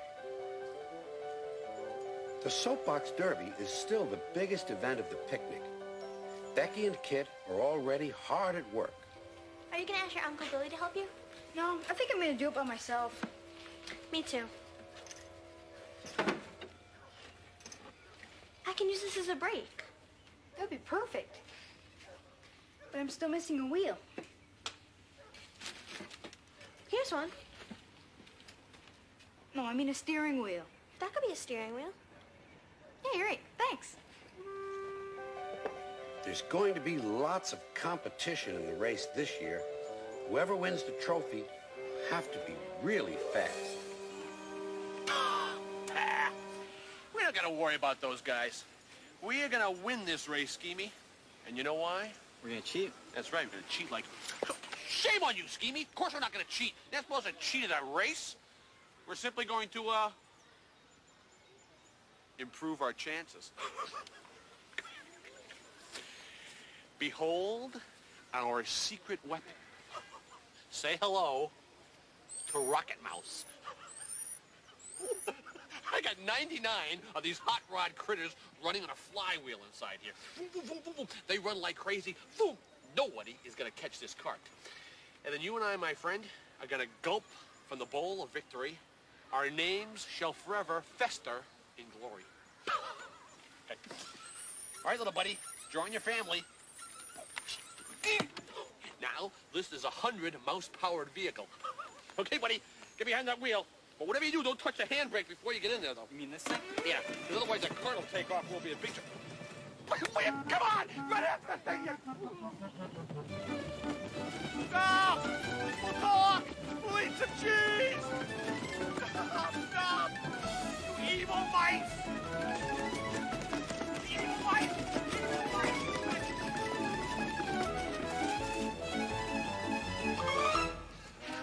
Holy hell,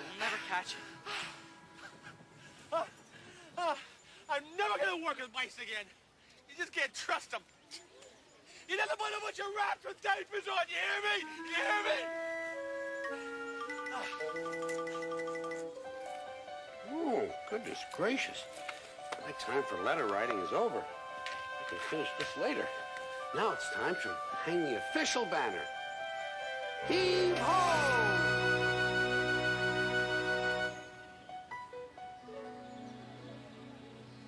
Oh, hi, Mr. C. I like the banner. Why, thank you, Kara. So tell me, have you built your soapbox cart yet?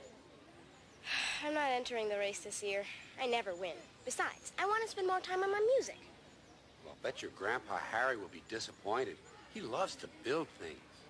Oh, that's right. I forgot. He'll be here in time for the picnic.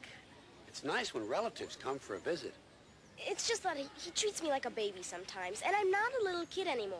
Well, maybe Harry's changed. It can happen. Oh, this came in the mail for you today.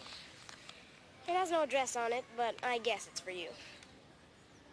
Let's see, who could be writing to me? Oh, no. No, this can't be happening. No way.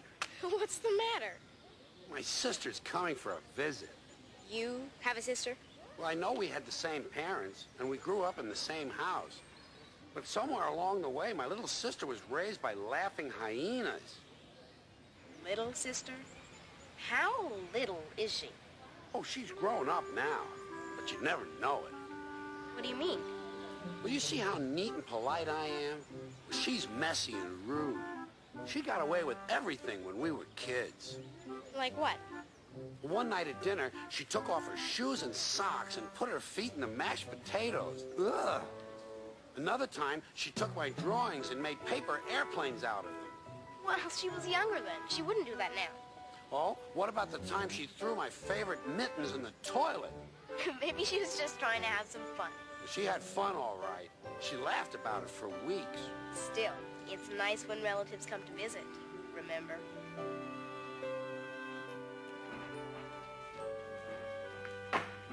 Shining Time Station. Just like I remembered it. Nothing's changed. Yep. There's just something about this place.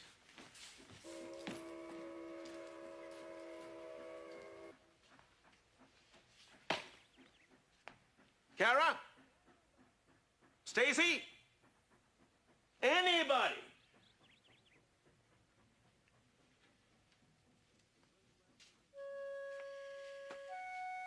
Looks like they could use a little straightening up around here.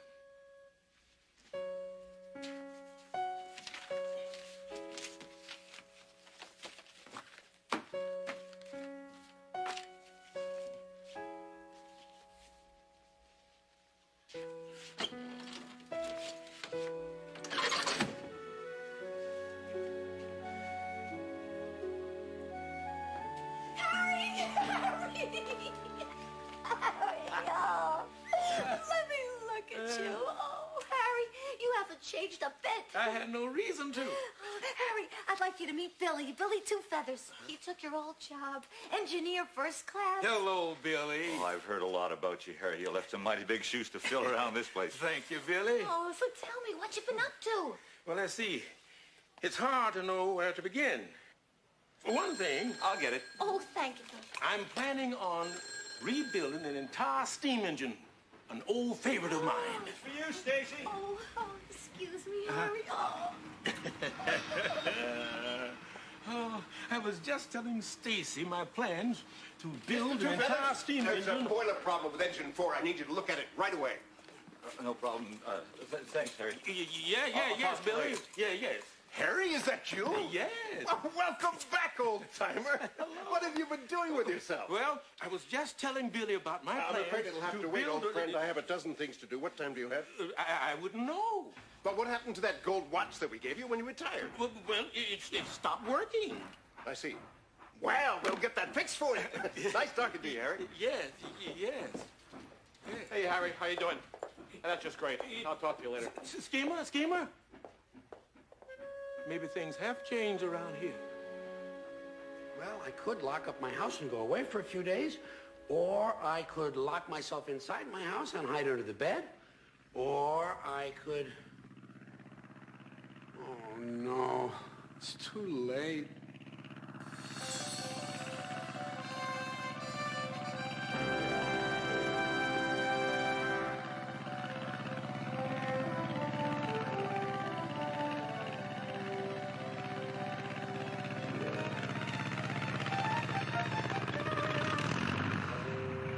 When is she ever going to learn?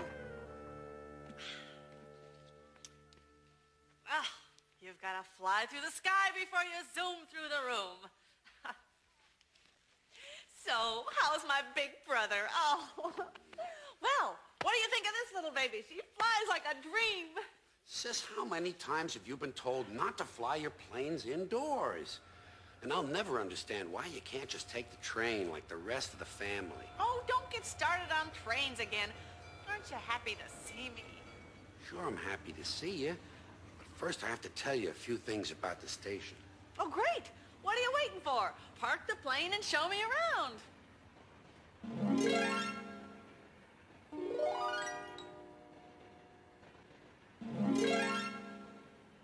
Tell me, what's in here? They don't belong to us. Leave them alone.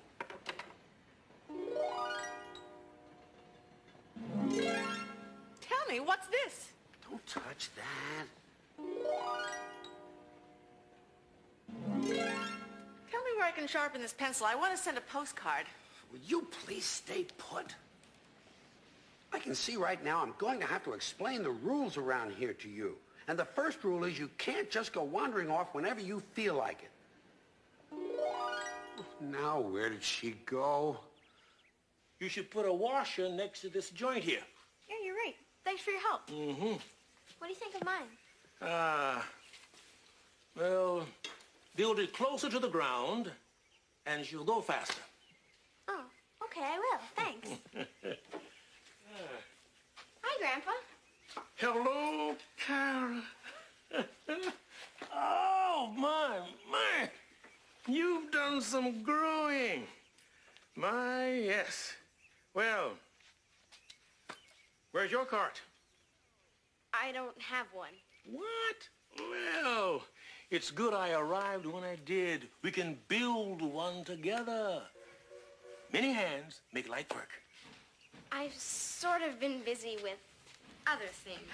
Well, the better we build it, the faster she'll go. Isn't that right? Grandpa. What do we engineers say about our ears? Nobody's ears are like engineers. That's right! We can hear that machinery talk to us. Ah! Good girl. Harry, kids, I've got something to show you. Whoever wins the soapbox derby race wins this prize. You know, I drove a steamer that looked exactly like this one for over 20 years. It was my favorite engine. That is one fine prize. Well, I just wanted you kids to see what it is you're competing for. And I haven't forgotten about getting your watch fixed either. Here. You can get it right now. Later, Harry, later. I've got a railroad to run. Well, so long, everybody. Bye. I'd sure like to see you win this race. That trophy is a beauty.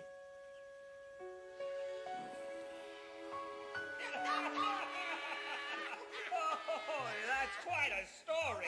Cut it out, my side hurts. It wasn't that funny. I have been looking everywhere for you. Hey there, big brother. Look at all these tiny people I found. They talk too much, but I've got them under control. Your sister's quite a card. A joker. Oh, she was just telling us about when you was younger. And you ran outside. And your pants fell down. Well, that's pretty much the bare facts. The naked truth. The long and the shorts of. Could you? Why,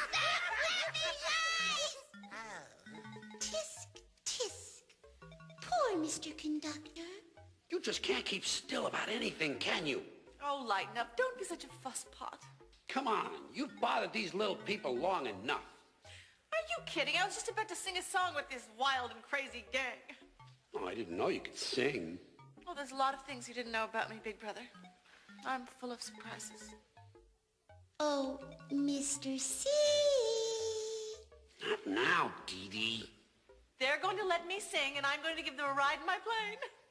Yeah. Gotta get Mr. C to notice me. So, what are we waiting for?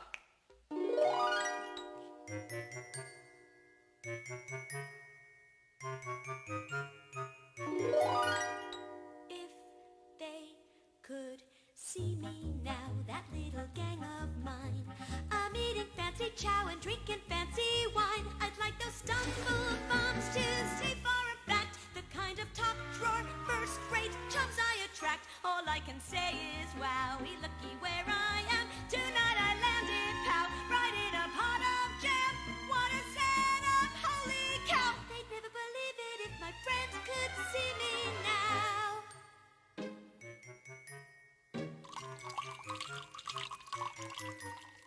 If they could see me now, my little dusty group traipsing round this $1 million chicken coop, I'd hear those thrift shop cats say, brother, get her, draped on a bedspread made from 3 kinds of fur. All I can say is, wow, wait till the rip and wrap, see just exactly how he signed this autograph.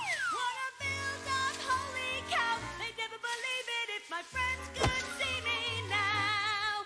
If they could see me now, alone with Mr. C, who's waiting on me like he was a maitre d'. I hear my body saying, crazy, what gives? Tonight she's living like the other half lives. To think the highest brow, which I must say is he, should pick the lowest brow, which there's no doubt is me. What a stump of holy cow, they'd never believe it if my friends could see me now.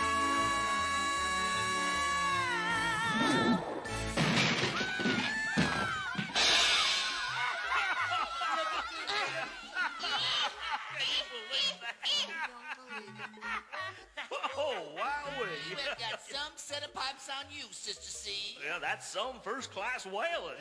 Well, who'd you expect, the farmer in the dell?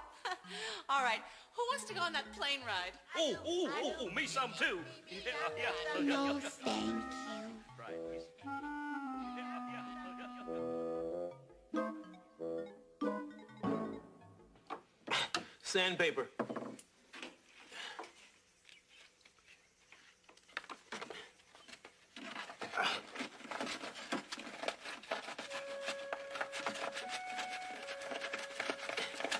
Kara?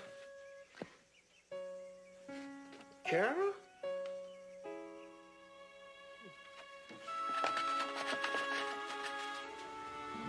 Hi. Hi. How's your grandpa? Oh, he's fine, I guess. How's your sister? Say, Ted, did I ever tell you that I was afraid of heights? How long have you had this problem, Rex? Since we took off. Hold on!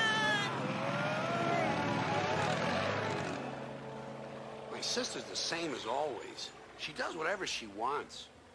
Well, I'm going to go finish my letter to Dan. Bye.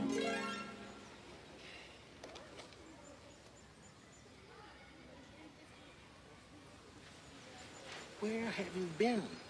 We have work to do. Grandpa, you don't understand. You make me forget.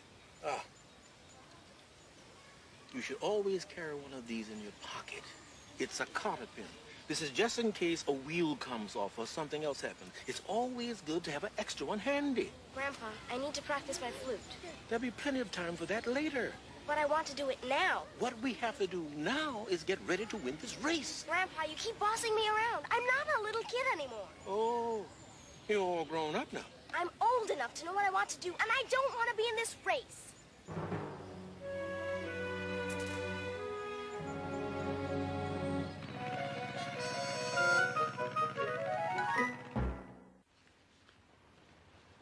All right, I'll give you 20 guesses.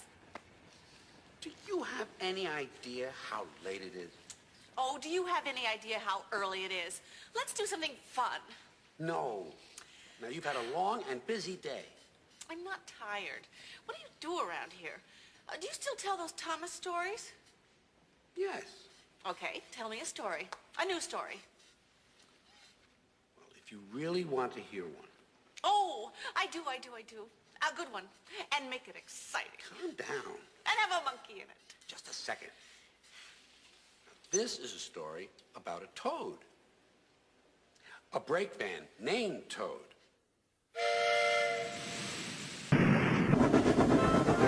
Oliver had been to the works to be mended.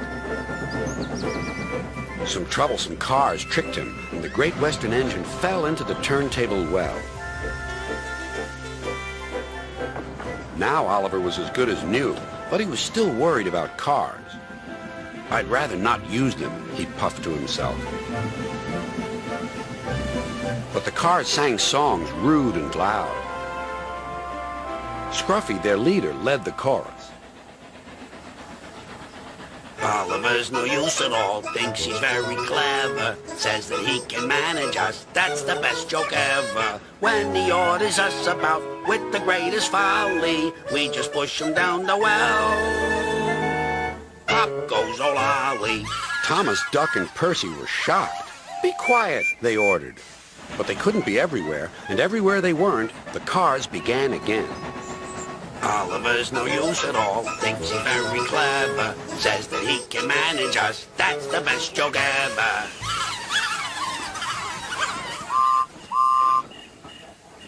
At last, the engines gave up. We're sorry, Oliver, they said. It's really my fault, said Oliver sadly. I shouldn't have fallen in the turntable well. Toad, the brake van, felt sorry for Oliver, too. Next morning, he spoke to Douglas. I'm worried, Mr. Douglas. This disrespect for engines, where's it going to end? Who knows, sighed Douglas. I've got a plan, Mr. Douglas. May I stay here today and help Mr. Oliver? We are both Great Western and must stand together. Certainly, Toad, replied Douglas and puffed away. Soon Toad was explaining his plan. Goodness gracious, Toad, I don't think you should suggest such a thing to Oliver. But Oliver interrupted. No, Duck, Toad's right. It's really my fault. I must put this trouble right. I meant no disrespect, you understand. Of course not, Toad. Anyway, Driver says the same, and he's arranged it with the station master. Very well, Oliver, conceded Duck, but I must hurry. My passengers will be waiting. Good luck. So long, smiled Oliver bravely, but he felt dreadfully nervous inside. Oliver marshaled the worst cars 2 by 2. That's the way, Mr. Oliver, whispered Toad. And if you leave that Scruffy till last, then you'll have him behind you, and you can bump him if he starts his nonsense.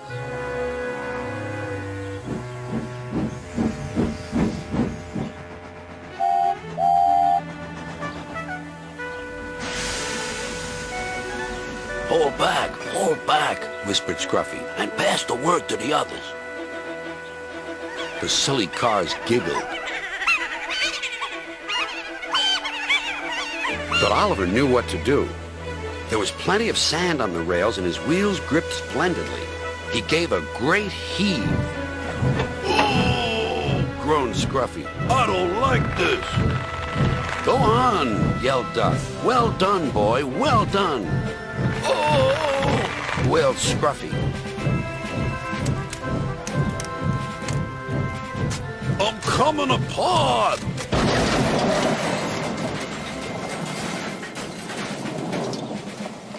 And he did.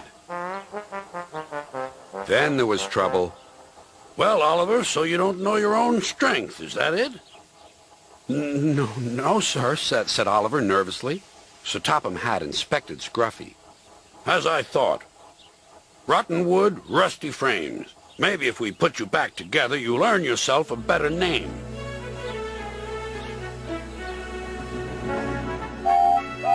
Nowadays, Oliver only takes the cars when the other engines are busy.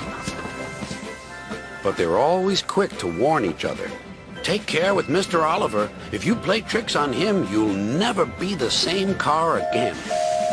Scruffy has learned his lesson and says nothing at all. And so, from then on... Good night.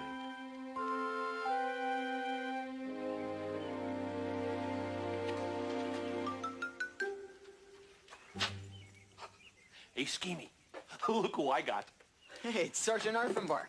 Does your mommy know you took him? Shh, no, quiet. And nobody's going to know because we're going to put the dog inside the cart. Okay, now, how do we hook him up? Okay, you're gonna love this. We take him and we strap him in here. And then... What was that? Not so fast, doggy boy. Whoa! Whoa!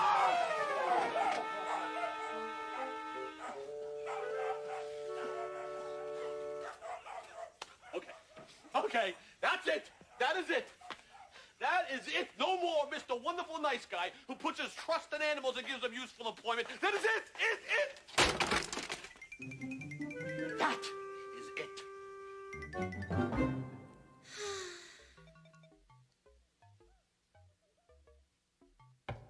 Oh, Mr. Conductor! Hello. You've come back. I am so glad. I'm looking for my sister. Oh. Have you seen her? No, and I think it was awful the way she embarrassed you. I would never do that. You know, Dee Dee, we used to spend a lot of time together. We did? Maybe that's what we need to do again. Yes, definitely. What about going for a walk? That's a fine idea. We'll go for a walk, and maybe we'll get to know each other better. Thanks, Dee Dee. You always give me good advice. Wait! Where are you going? To find my sister and take her for a walk. Hey. What about me? Stacy, I can't find the train schedules for next week, and I thought I left them right here. Oh, no. Oh, well, wait a minute. Did you look in the file cabinet? Well, somebody locked the file cabinet. We've never had a key for it. Who would do something like that?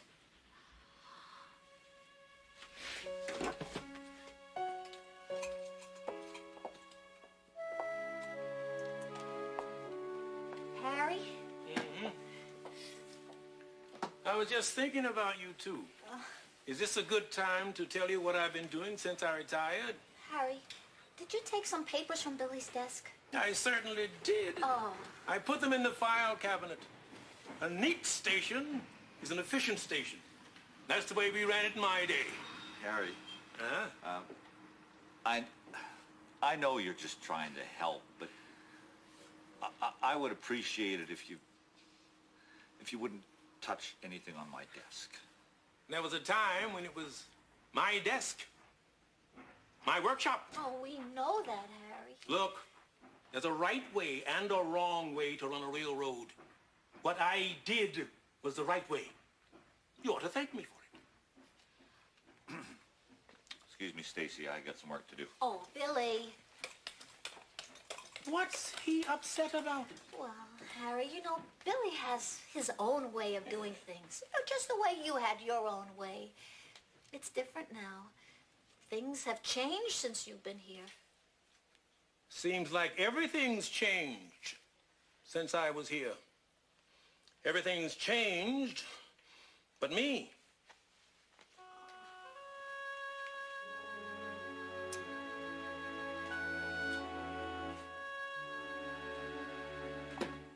I wish we could please have Billy. I don't have to sit down. I have the floor. I husband to this floor. Excuse me. Point of order. I had to give every one of those little dudes a plane ride again and again and again.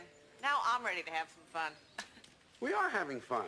We're walking through the park in a nice and orderly manner. Who are they? They're the picnic planning committee. Well, why are they jumping up and down like that? They get excited. I I wish we could please have a silly hat contest. I wish we could all please stay in our seats. Let's grant their wishes and keep them in their seats. Oh, no, you don't. You two both listen to me. What is this? Something's on me. Ah! Get it off! Get it off! It's happened to me. I'm stuck. Well, shake it loose. Shake it loose. Did someone say silly hats?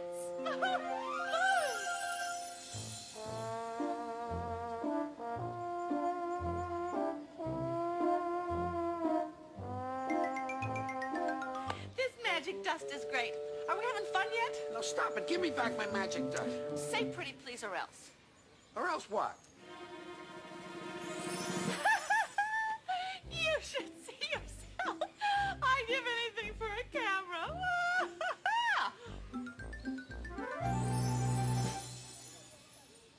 No wonder Mom and Dad never gave you any magic dust. You're too irresponsible. I was only trying to have some fun. And they did give me magic dust. I just misplaced it.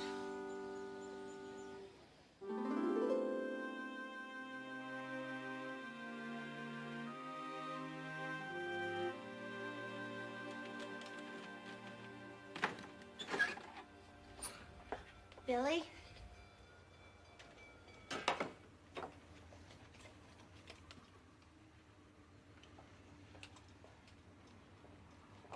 Harry? Hey, why don't you finish telling us what you've been up to? It's not that interesting. Oh, Harry. Why don't you show Billy that gold watch you got when you retired?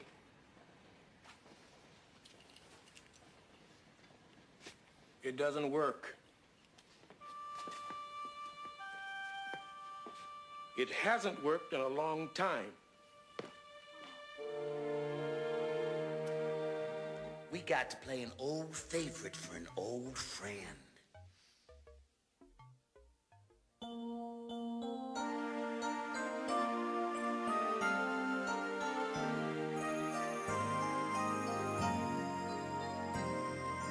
Tell me the tales that to me were so dear. Long, long ago, long, long ago. Sing me the song I delighted to hear. Long, long ago, long ago.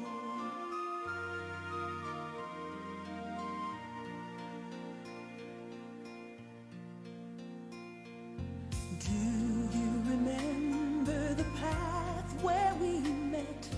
Long, long ago, long, long ago. Ah, yes, you told me you never would forget. Long, long ago, long ago.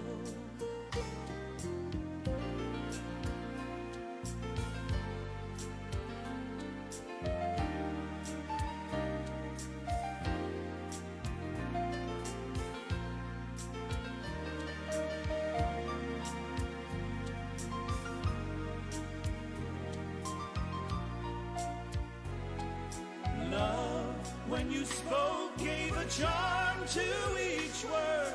Long, long ago, long, long ago. Still my heart treasures the praise I heard. Long, long ago, long ago. Long, long ago, long ago.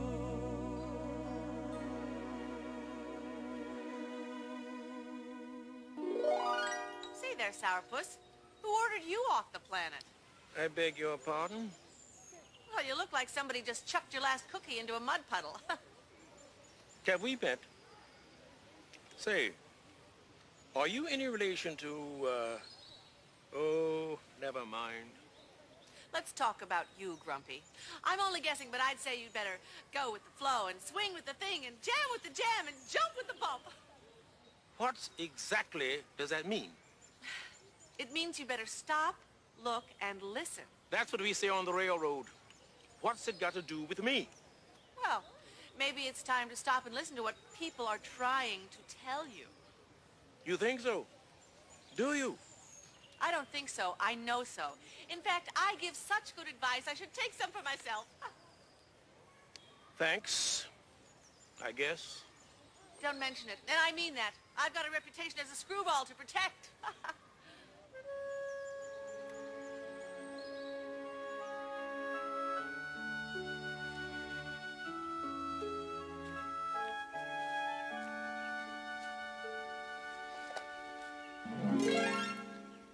This is the cart my grandpa built. He did a really good job, didn't he? Oh, he sure did. He hasn't lost his touch. I told him I'm too old for this. If you say so. There are other things I want to do. Of course. I'm growing up. Naturally. Does that mean you're too old for a Thomas story, too? No. Well, in that case... One evening, Thomas brought his last train to the junction. Percy was glad to see him. Are you on your way to the big station, Thomas? Yes, I am. Why? Because I'm going there, too. I think something's up. Toby looked up at the sky. Where? Not up there. Down here, laughed Thomas. How can something be up when it's down? Thomas was too excited to explain. Bust my buffers! Look over there! Mavis, Boko, Bill, Ben, Donald, Oliver, and Douglas paraded past. Good evening, you three, whistled Donald. Aren't we all a fine sight? Very splendid indeed, admired Toby. Sorry we can't stop. Sir Topham Hatt wants us all together at the station. What is this about? Asked Thomas. Sir Topham Hatt has a plan, answered his driver. Come on. So they followed the other engines to the big station at the end of the line.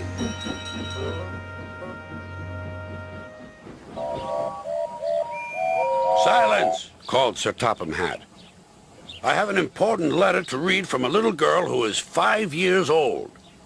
Dear Thomas and all the engines, please can I meet you? My friends say they would like to meet you too. You could come to my house for tea, but my mommy says there aren't any railway tracks to my house. Can you come to the station instead? Thank you very much. It seems, continued Sir Topham Hatt, that there are many girls and boys who would like to meet you. Therefore, we are all going to the big city far away. Hooray! Hooray! The engines whistled. Silence! Other engines will be working here while you're away, so please show them what to do. As Annie and Clarabelle were going to the big city too, Thomas and Oliver practiced with some other coaches.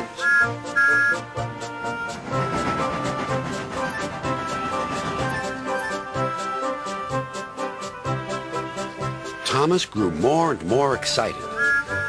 Too excited for his own good. I'm glad I'm a splendid engine, he puffed. Sir Topham Hatt thinks I'm really useful. I had a race with Bertie once. I whooshed through the tunnel and stopped an inch from the buffers. Then Thomas made his mistake. Just like this, he boasted.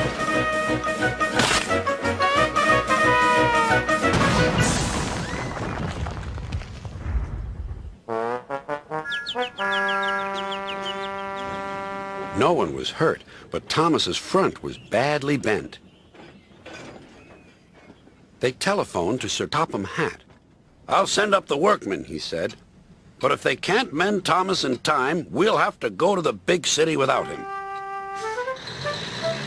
Poor Thomas. 8 o'clock next morning, the engines waited at the junction. Toby and Percy were each on a truck, and Duck had pushed them into place behind Edward. Gordon, James, and Henry were waiting to lead off. They whistled impatiently.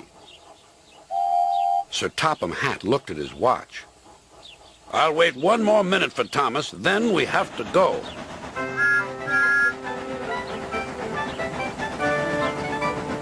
Oh, thank goodness you're still here, panted Thomas. I hope we're not late, as it's just after 8. The conductor blew his whistle and waved his flag. The engines cheered. Look out, big city, here we come. And the cavalcade puffed away.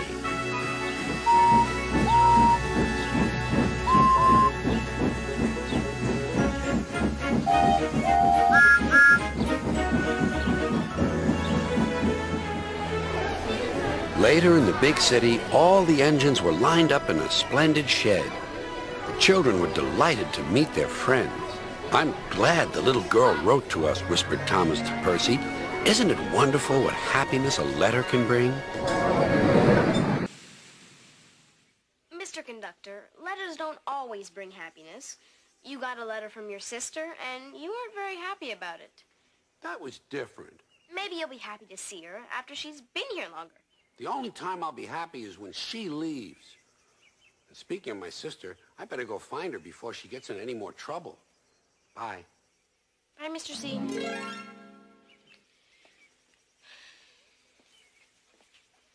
Hello, Kara. Hi, Grandpa.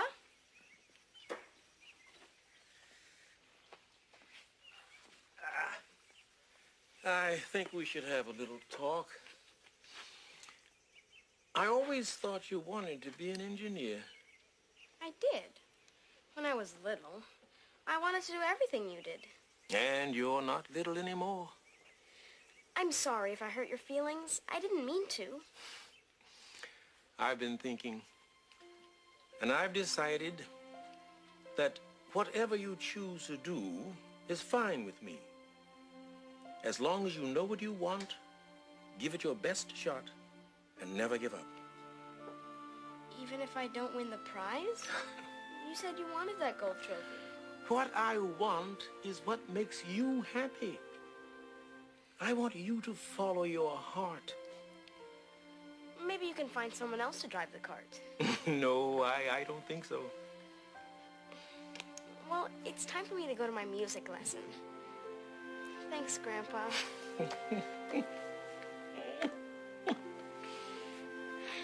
Run along now. Don't be late.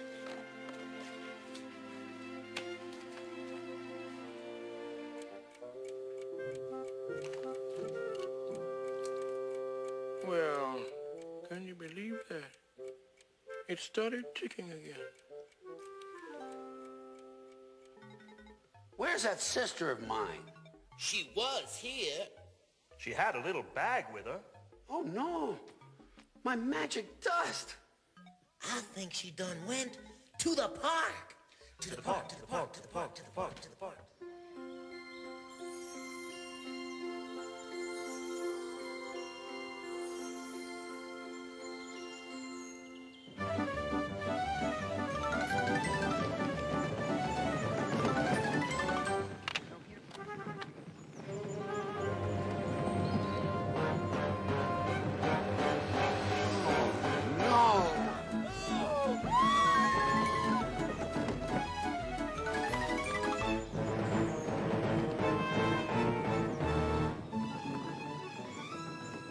Satisfied scaring those people half to death? I didn't. This is not a toy. You ought to be ashamed of yourself. But when will you ever grow up? Please, listen to me. No.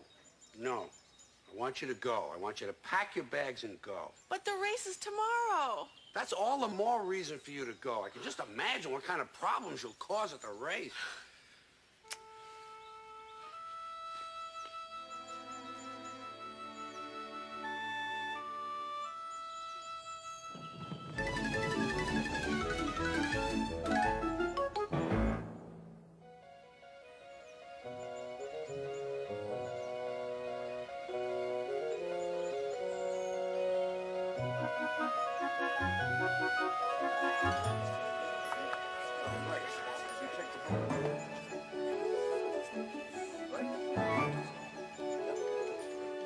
Come on and hurry, we'll be late. Okay, I'm ready. Have you guys seen my grandpa? Heard you had a big argument in the park. You must be real stubborn. Yeah, sometimes grown-ups don't listen very well. He is not stubborn. He listened to everything I told him. He's the best grandpa a kid could ever have, and I don't want anybody to say anything bad about him. I'm sorry.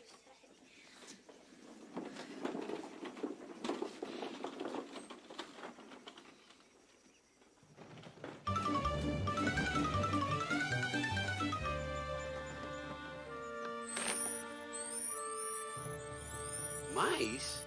So that's what happened. She didn't have anything to do with it. give us room, give us room. Out of the way, out of the way. Now, are you people ready to be amazed and have the eyeballs pop out of your head? Behold! Hey, stand back! Get your hands on it! Get your hands on it! Back it up, back it up! Let it breathe, let it breathe, let it breathe! Yeah, go argue among yourselves who will come in second, third, and fourth.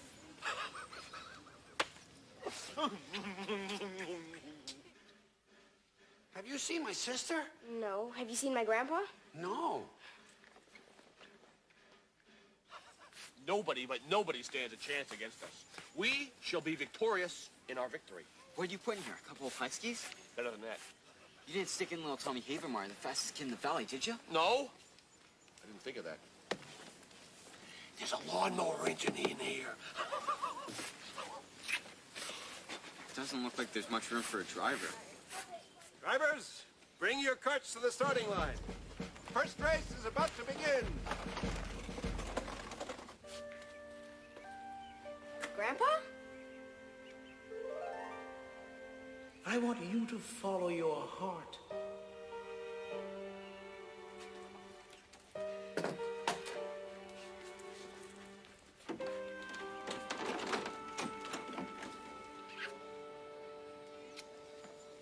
I can't fit in there. You have to adjust the back seat, Schemy. Adjust the back seat. Take it like this. You push it. Drivers, run your cart.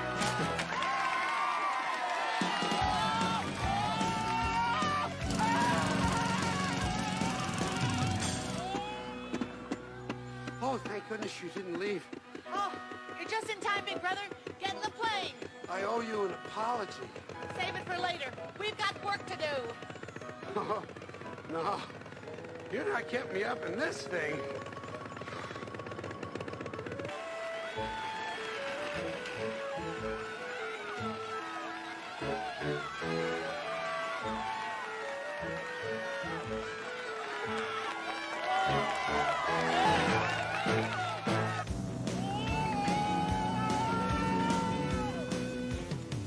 Aw, Becky, I'm sorry you lost, honey, but you gave it a good try. Thanks, Stacy. Maybe Kit will win.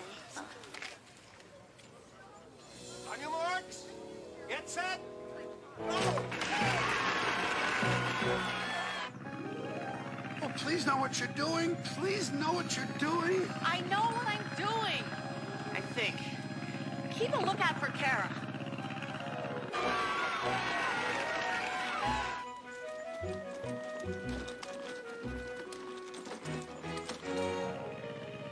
I see her. Okay. Get ready. Think you can drop this in her pocket? Try.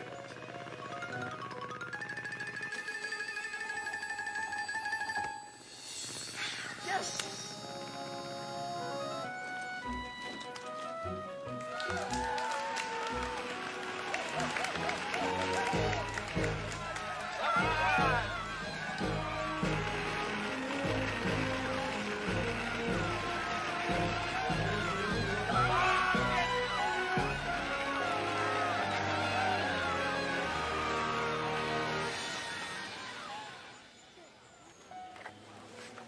I almost won.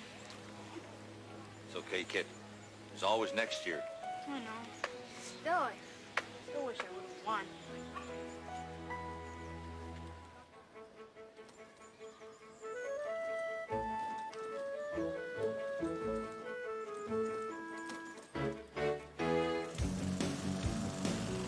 My goodness, Jenny. What in the world is Schemer doing? Looks like he's mowing the lawn. Oh, isn't that nice? Last three drivers, are you ready? This is the final race. We can't run the race with only two carts. Where's Schemer?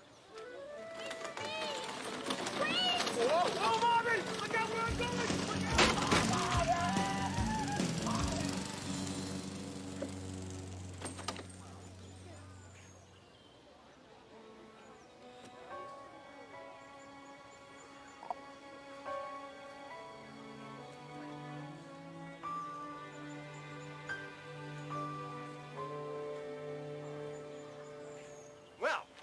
guess we'll have to run this race with only 2 carts. Now, the cart that gets the fastest time in this race wins the gold trophy.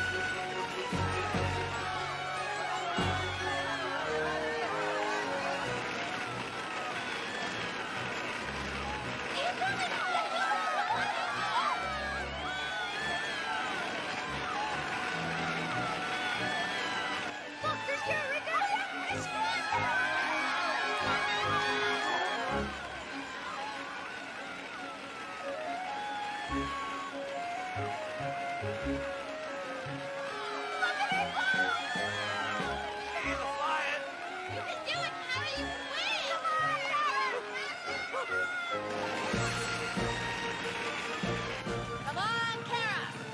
Keep going, Kara.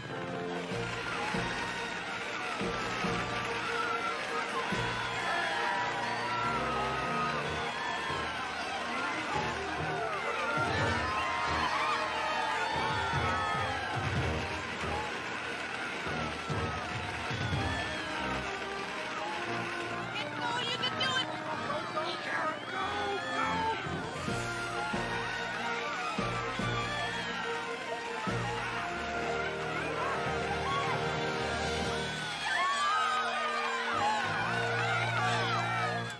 Sister C to Tito. She won. Kara won the race. Over. Roger, Sister C. Dee Dee, did you hear that? Kara won. Yay! Dee Dee, I just realized how I've been ignoring you. And I'm sorry. Let's have dinner. Together. Mr. Conductor, here's looking at you.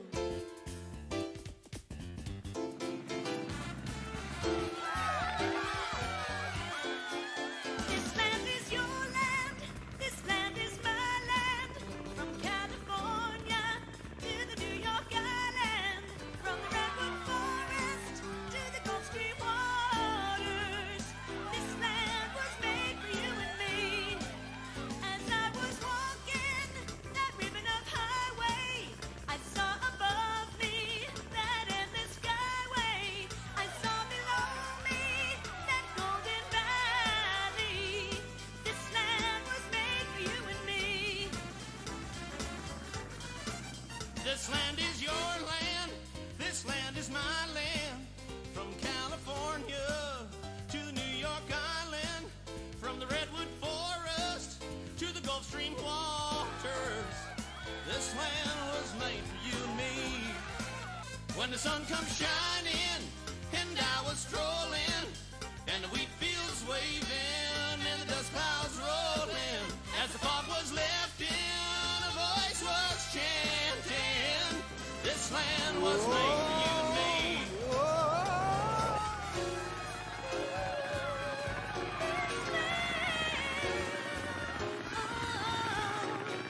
This land is your This land. land is your land. This land is my This land is my land. land. From California to the New York Island. From the Redwood Forest to the Gulf Stream waters.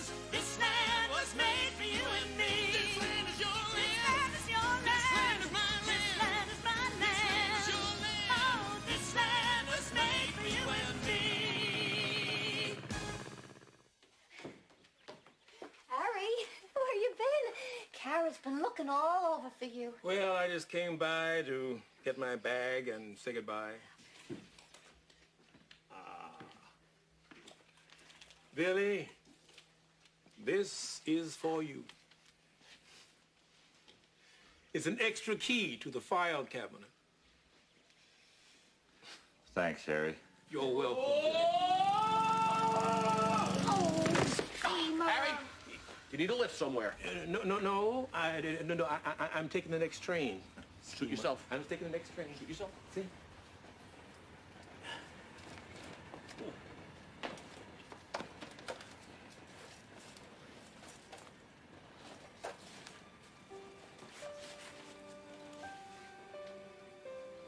No. This is yours. It's ours. Can you keep it for us? No. But I think I'd like to leave it here for a while. Maybe put it on a shelf in Billy's workshop where everyone can see it. Whenever we look at that engine, Harry, we'll think about you.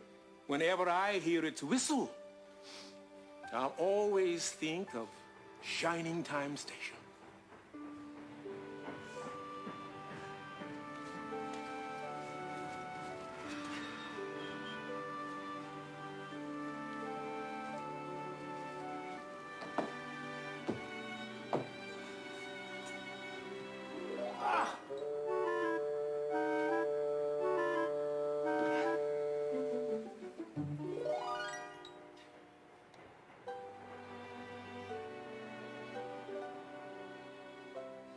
Well, big brother, it's time for me to go back home.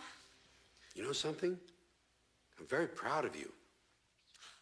Wow. I've been waiting all my life to hear you say that. Oh, thank you. It was fun. We should do this again sometime. I don't know if I could take that. Oh, this was nothing. Wait till next time.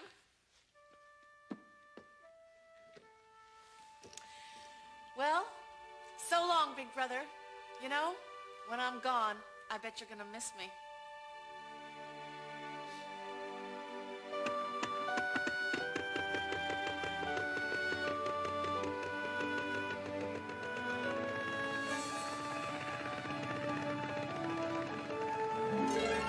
Wrong, sis. I miss you already.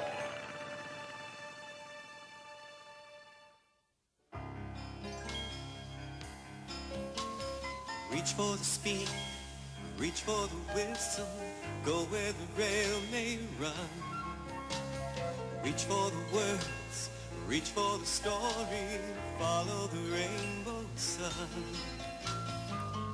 To a shining time station, where dreams can come true, waiting there for you. So much to see, so far to travel, so much to learn to know. Friends by your side, hopes to hold on to, who knows how far you'll go. To a shining time station, where dreams can come true. Your own imagination waiting there for you.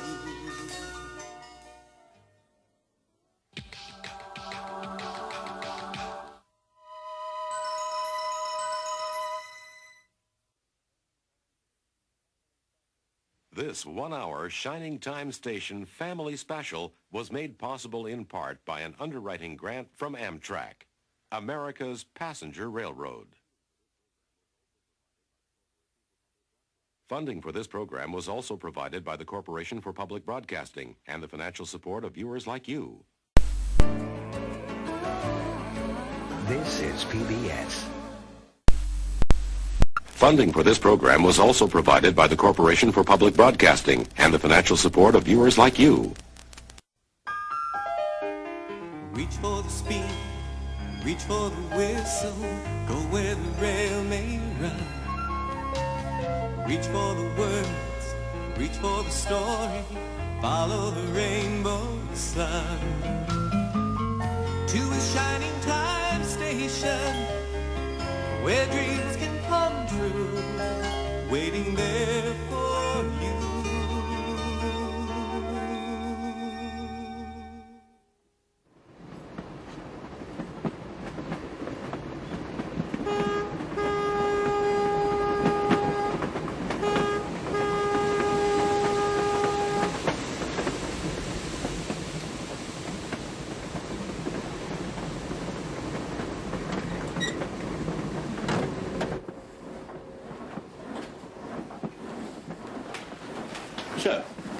evening, Bensley. I'd like to have a word with my grandmother, please. Certainly, sir. I shall be several cars ahead, sir, should you need me. Thank you, Bensley. That will be all.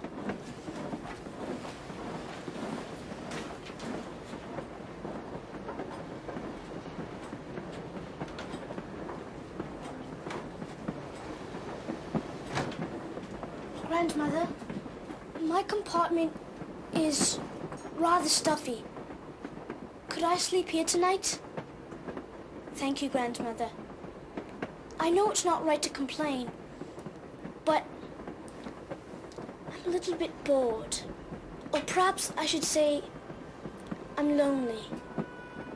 Grandmother, do you ever wish that you were just a normal person with an ordinary life and ordinary friends and, well...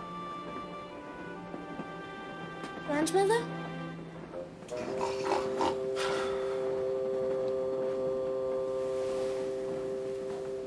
Good night.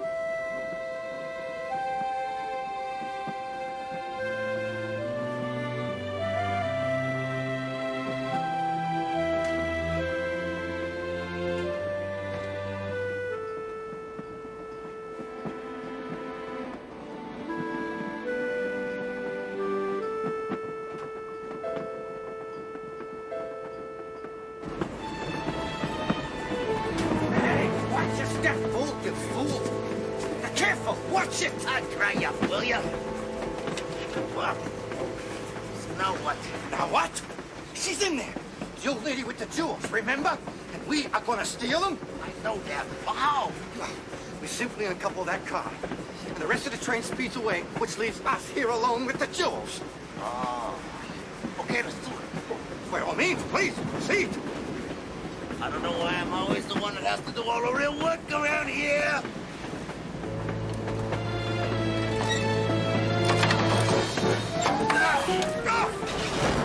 Right! Now, we jump for it. Hurry, move! Jump! Jump! What do you mean, jump? The guy with the jewels is getting away! Too late! Now look what you've done. What I done? It was your idea. Hey, at least I got an idea, P-Brain. Look at it. It's getting away.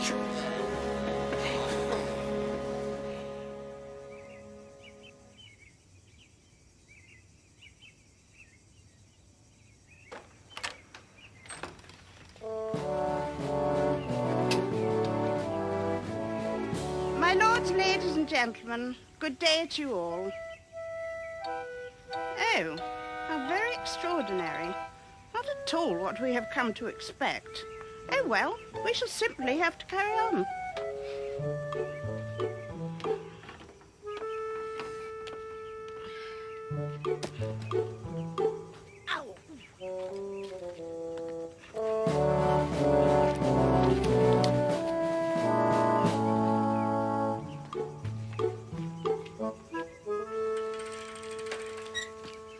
Oh, what a morning. What a day. Just look at those clouds, those trees, those flowers. Just look at the Queen. The Queen?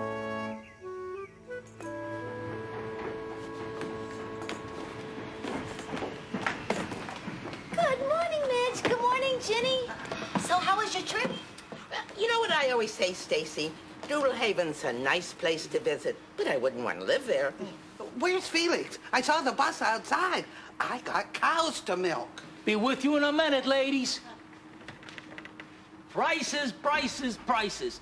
Big talent show at Shining Time Station for the benefit of the Dog and Cat Hospital. I hope you've both been rehearsing your act for the talent show. Why bother? I mean, now, why bother rehearsing when yours truly is going to win the talent contest anyway, huh? Get a load of this, partners. Schemer thinks he's gonna win the talent show. Well, he probably could if he had any talent. I think maybe we could win the talent show. I bet we could. I bet we could. Hey, what do you think, Dee Dee? Dee Dee? Dee Dee! Excusez-moi? Don't you think maybe we could win the talent show? Please, my dear Tito, you are disturbing me. I happen to be reading a terribly exciting mystery story. It's called The Case of the Stolen Stones. Da-da-da-da. My lords, ladies and gentlemen, good day to you all. We are pleased to be here. Thank you.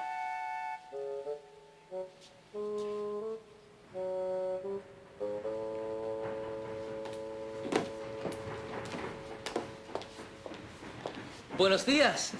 Hey, it's nice to meet you. Oh, and who are you? Yeah, me too. Charmed. You're welcome, I'm sure. Oh, how very nice. Hey, lady, what's with the pink getup?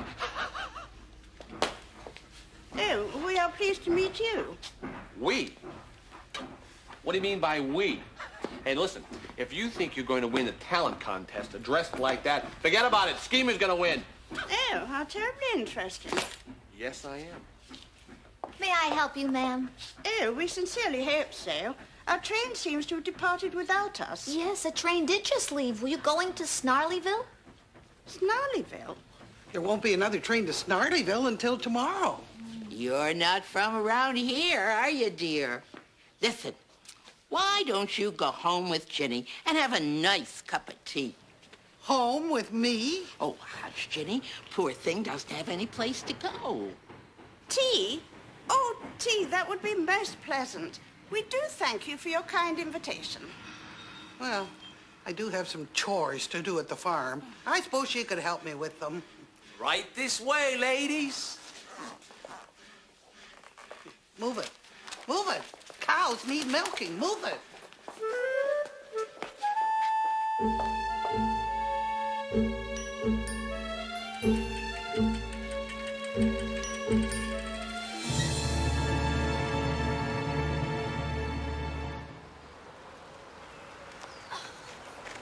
Okay, let's rehearse. Do you have your script? No. And anyways, I don't feel like being in this play. It's so dumb. Fine, we'll do it ourselves. Okay, Kara, I'm the princess, you're the wicked queen.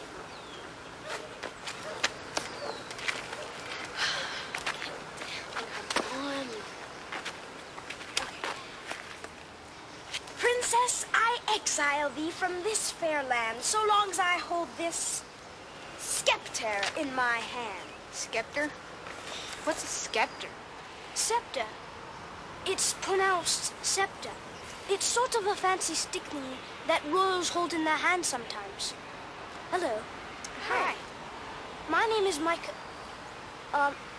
Mickey. Yes, Mickey. How do you do? Hi, Mickey. I'm Kara, and this is Becky. Hi. I'm Kit. I wonder if you'd mind telling me where we are. I mean, where I am. Well, the Shining Time Station's right back there. Oh, I see. You were from England, right? Yes, I am. From London, actually. Well, there seems to have been some sort of mix-up about the train. Well, if you need a place to hang out, you can use our clubhouse. A real clubhouse? That sounds brilliant. Come on, I'll show you where it is. Let's go, Mickey.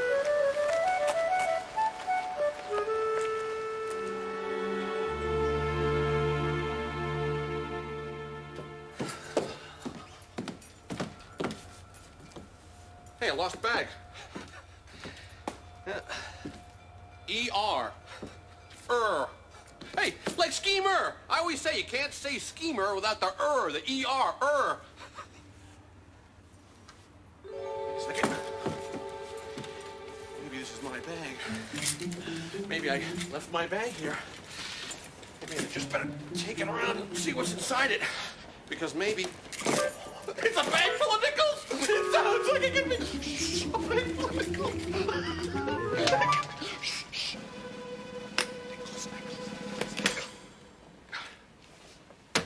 Oh, great, great.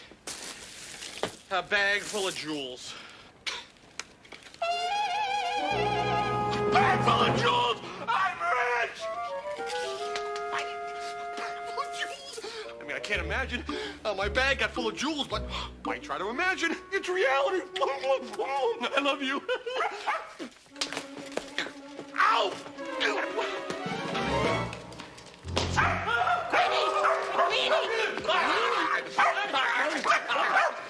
Don't you dare fight that man. You don't know where he's been. What is all the barking about, Schemer? Are you teasing Midge's sweet little dog? No, I'm not teasing the sweet little dog. I just have to go into Crown and get some jewels. I mean, I have to go into town and get some tools. So if you ladies in Canine will pardon moi, I have to be going.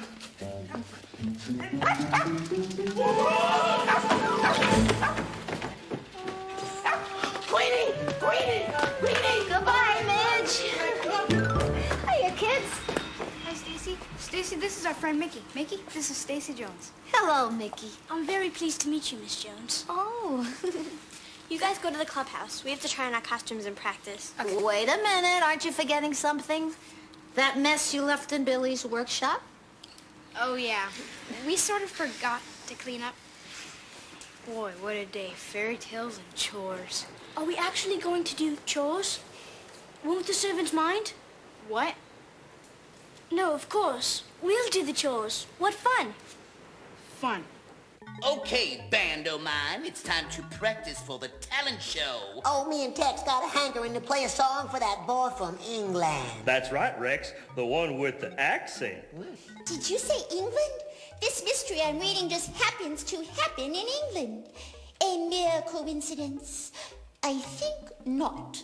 I think it's a mystery that we're not playing yet. Come on!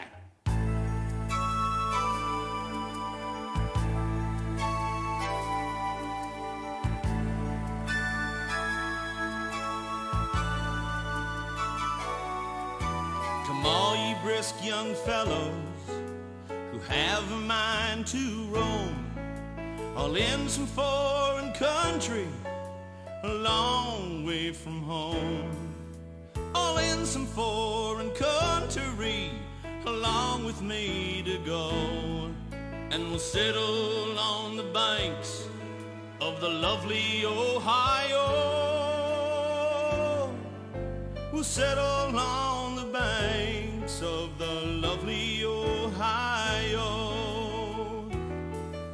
Come all you pretty fair maids, spin us some yarn to make us some nice clothing to keep ourselves warm. For you can knit and sew, my loves, while we do reap and mow. When we settle on the banks of the lovely Ohio, when we settle on the banks of the lovely Ohio.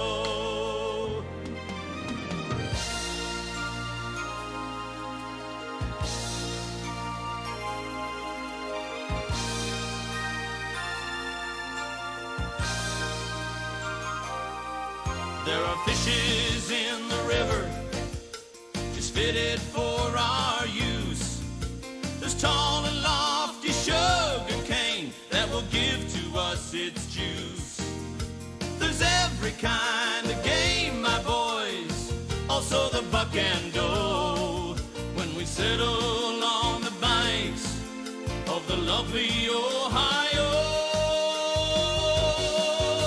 we'll settle on the banks of the lovely Ohio.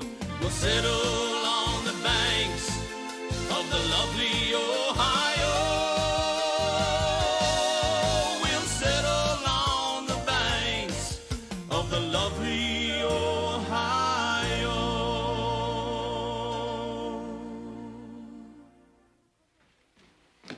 Hey, Mickey, I'm going to the clubhouse. Are you coming or not?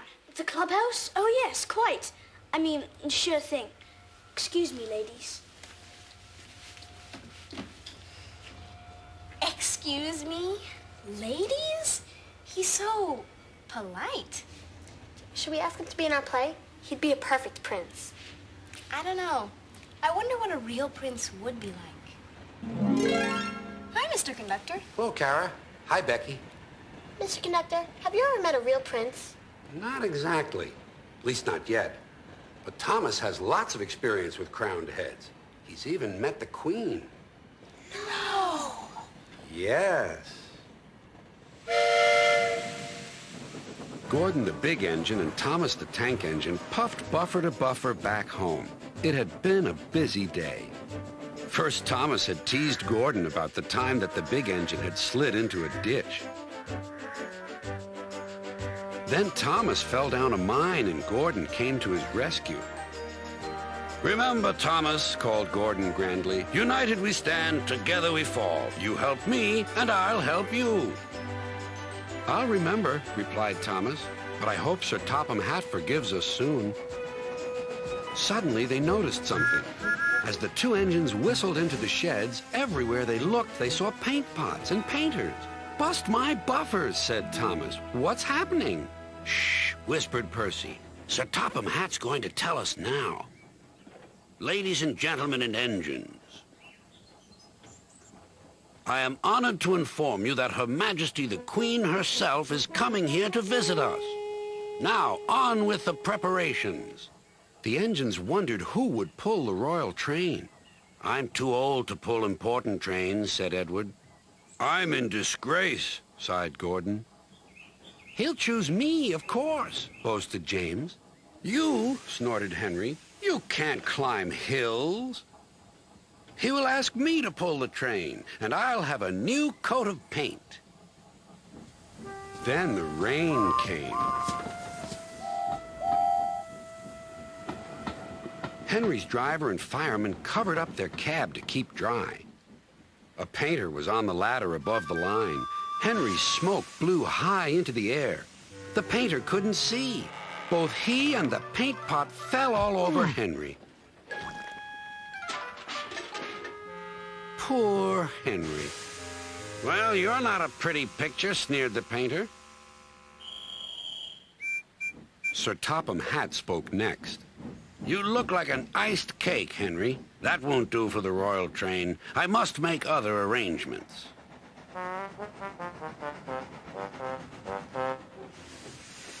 Gordon and Thomas were waiting for him. Please, sir. "One at a time," replied Sir Topham Hatt. "Yes, Gordon? May Thomas have his branch line again?"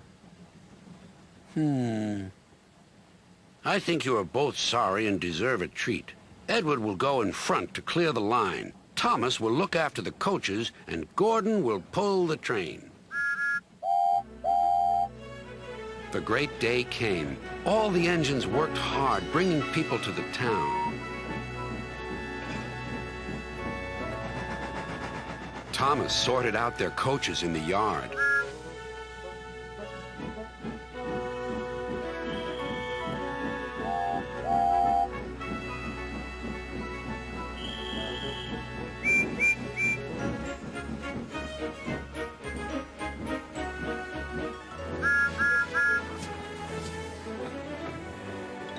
Edward steamed in.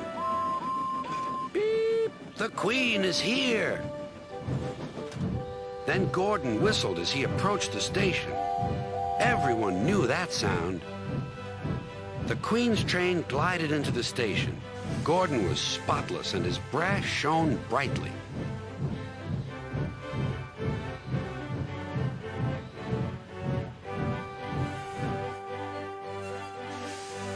Sir Topham Hatt stood to attention. "Welcome, ma'am." The Queen thanked him for a splendid run and asked to see all the engines. "Beep, beep," whistled Toby and Percy. "Shh," hissed Henry and James. But Toby and Percy didn't care. "3 cheers for the Queen!" "Beep, beep," whistled the engines. When it was time to leave, the Queen spoke specially to Thomas, who fetched her coaches. Then to Edward, and finally to Gordon, who took her away. No engines ever felt prouder than those on Sir Topham Hatt's railway. Wow! I'd love to meet the Queen someday. Me too. Not like there's a chance she'd ever come here. Oh, you never know. Stranger things have already happened around here, and most assuredly will again.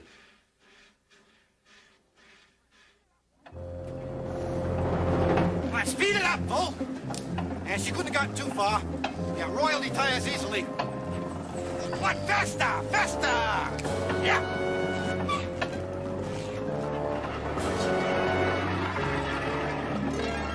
Well, it seems we've been dealt a pair of knaves to go with our queen.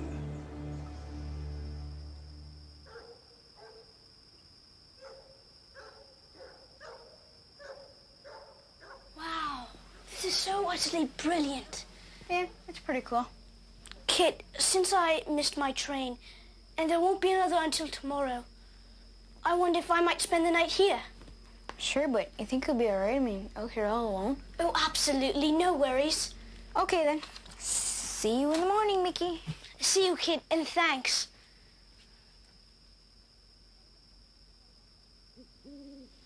There's nothing to be afraid of. Not really.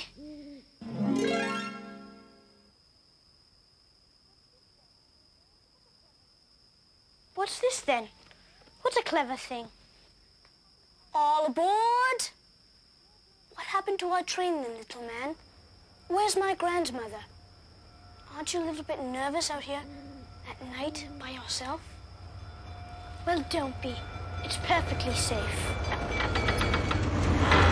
What was that?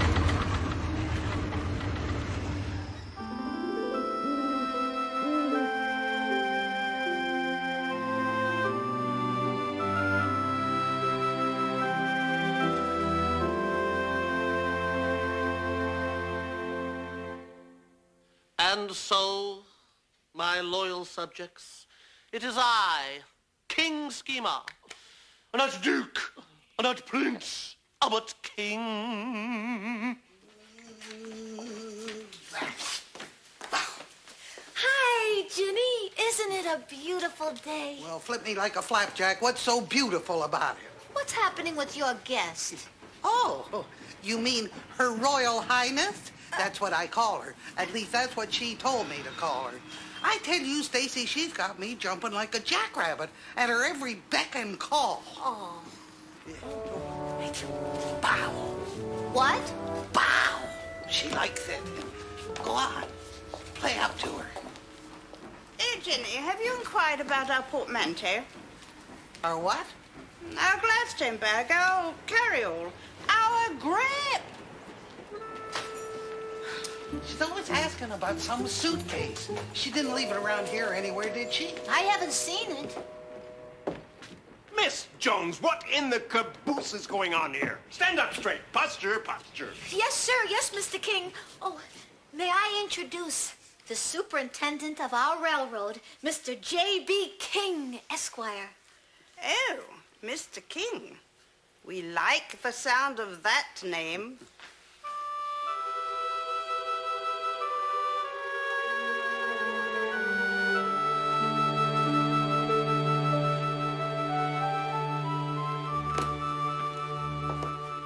Welcome to Shining Time, madam. My people here are treating you well, I trust? We are accustomed to more elegant accommodation. And we were anticipating, with great pleasure, a tour of the vicinity. May I offer you my humble services as an escort and tour guide? We are pleased to accept. May we inquire as to which line of the family you are descended? Well, on my father's side, we're Pelican Falls Kings, ma'am. Perhaps you've heard of us. Yes. Are you by any chance related to the Queens of Browntown? Very fine old family.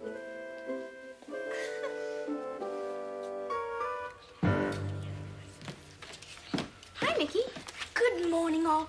It's an absolutely fabulous day outside. I think we should all go out and enjoy it. Sorry, we can't go. We have to rehearse for the talent show. I thought this play was too babyish for you. I changed my mind. So what? Oh, of course. Well, carry on.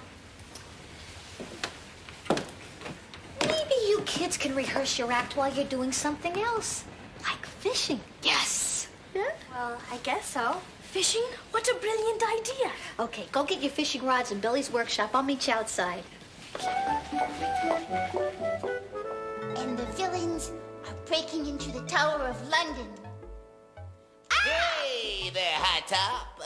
Oh, Tito, don't do that. I was just reading a very scary part. Now, go away. Sorry, kiddo, but I see another nickel has arrived. It's showtime. Come on.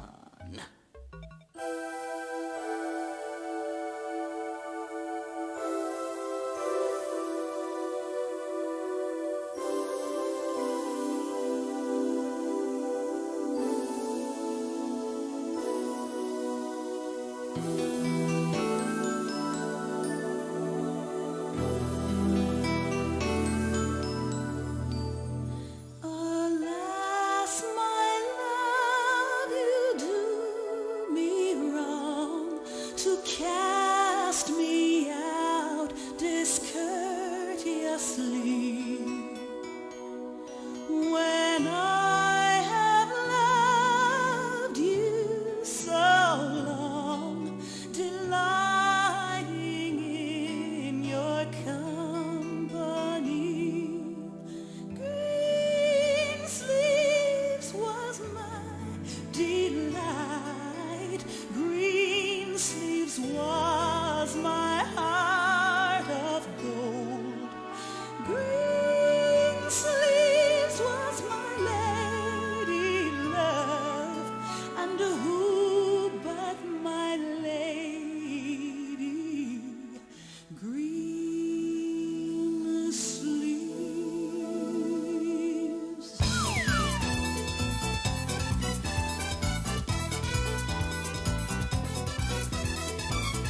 Are you going to Scarborough Fair? Parsley, sage, rosemary, and thyme. Remember me to the one who lives there. She once was a true love of mine. Will you find me an acre of land? Parsley, sage, rosemary, and thyme. Between the sea foam and the sea sand, for she once was a true love of mine. Greensleeves was my delight. Greensleeves was my heart of gold. Greensleeves was my lady love, and who but my lady Greensleeves?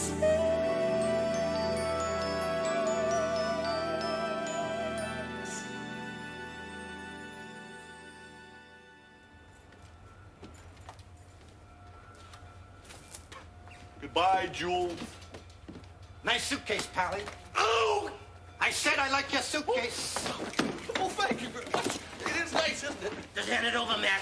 Huh? What it is, see, we're detectives, private eyes, and we're on the trail of some hot rocks. Hot rock! Oh, hot rocks! Stolen jewelry, diamonds, pearls, stuff like that. We're after a lady with an English accent. She stole them, see? She's what we call, the perp. You seen her around? No, I have not. I don't know any English perps. Can't help you there. No can do. Look, just give us Daisy! Daisy! Get away from me, you! Are you all right? What, can I help you, gentlemen? Hey, good day, ma'am. We're detectives. Yeah, private eyes. And I was wondering... You see, your friend there has something that belongs to us, and, well, we'd like it back. Schemer? Bad men! Bad men! Oh, do you have something to prove that you're real detectives? A badge, some identification, something like that? Identification. A badge, huh? What it is, see, we don't have to tell you who we are because we are undercover. Oh, well, this is my station, and unless you can prove that you're real detectives... No. Like you said, see, we're under the covers. Oh, well, I suggest that you leave. Well, who's gonna make us leave, huh? What, you? That's right. Now, this happens to be my station. I am the station manager, and I'm not going to ask you one more time to leave this station. We'll be back, pal. We'll be back. We'll be back, pal. We'll be back. Run, you little chickens, run. You and me, Jonesy. What was that all about? What's an English perp? No. A schemer burp. Excuse me, Miss Jones. Oh, excuse me, Miss Jones. Excuse me. Excuse me.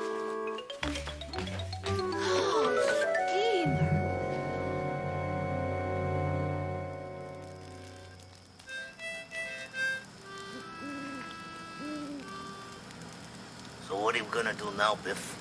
I mean about the guy with the funny hair and the bag of wool. I'll pipe down, will you? I'm thinking. Can't go back to that train station. I do not want to mess with that lady with the baseball bat. Guess that means we can't go to the talent show. What talent show? At the train station, they had a big sign up there for it. I love talent shows. A talent show, huh? Whoa. Wait a minute. Yeah. I think I'm getting an idea. Yeah. It just might work.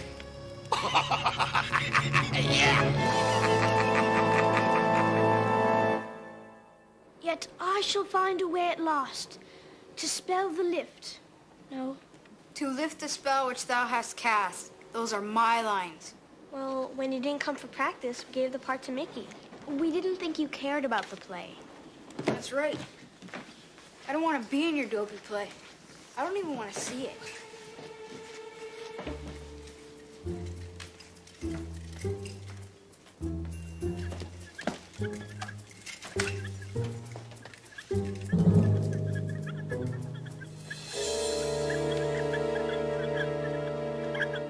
Tito, are you sure about this? Oh, cool it, Tex. Once I connect these wires, we'll have twice the power. We gotta be loud for the talent show. Well, that's it. Jim missed his train. So much for the talent show. Who ever heard of a three-man barbershop quartet? Jim Schmim. Forget about Jim, fellas. I am the lead singer that you're looking for. Hey, listen, we'll do the show tonight, right, guys? And then we'll go on tour. And we will travel all around the world and never come back to this dump again, ever! What do you say, huh? The four of us? Cute tie, what do you say, huh? Well, if you're that good. Hello! Hello! Hello!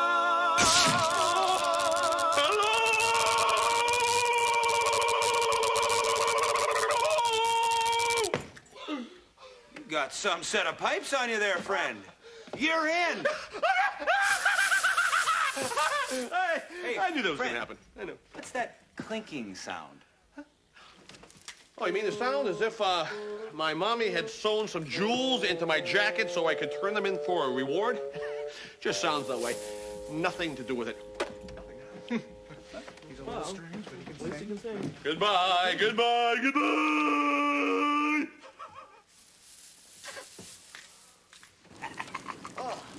Old sneakers.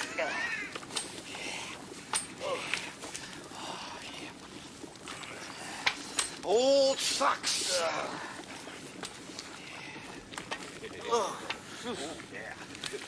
Rotten broccoli. I said rotten broccoli. Hey, I told you to wear one of these, you dope. Now, rotten broccoli. It's so gross. Well, of course it's gross. It's supposed to be gross. Yeah. When this stink bomb goes off at that talent show, those jewels are gonna be ours.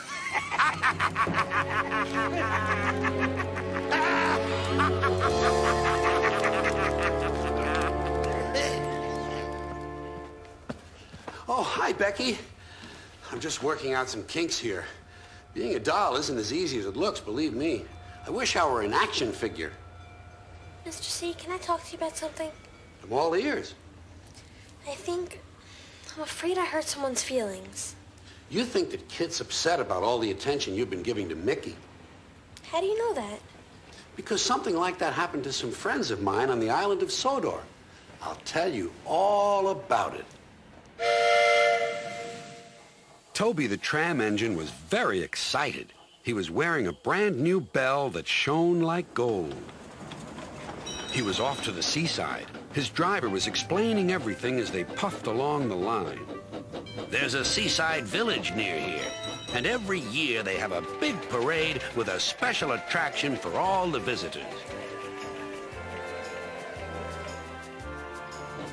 This year, Toby, you're the special attraction. Thank you, sir, said Toby. But what does a special attraction do? Oh, just smiles and blows whistles at everyone, replied his driver. We're almost there. Listen, you can hear the seagulls. Soon they reached the little station by the village. But instead of a big welcome, there was just one man. He whispered to Toby's driver and turned sadly away. Well, if that doesn't take the biscuit, said Toby's driver. They've run out of room in the parade and don't need a special attraction after all. We've got to go home, Toby. I'm sorry, old boy. So am I, sighed Toby.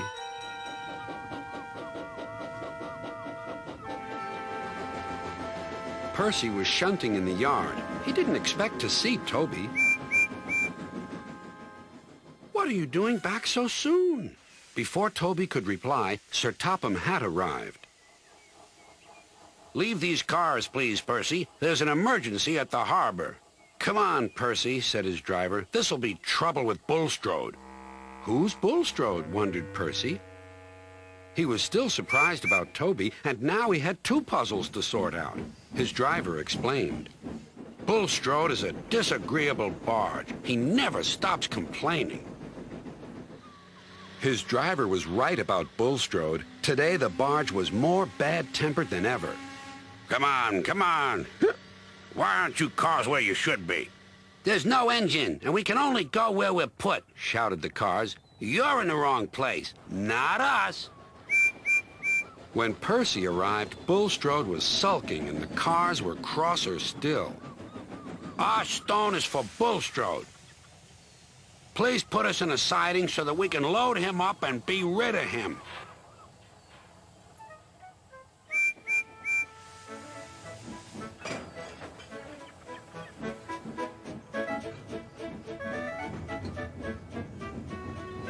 But the cars were being careless.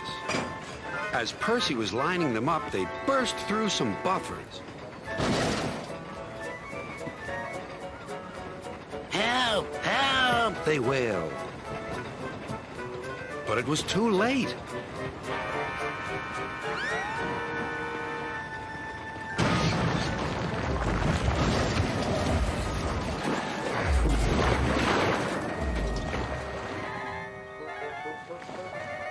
Oh! Cried Bulstrode. I'm sinking! Serves you right, giggled the cars. You were always barging in and moaning. It took a very long time to clear the mess.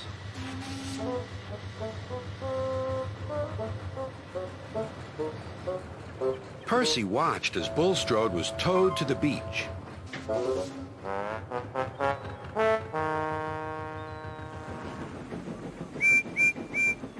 There you are, said the workman.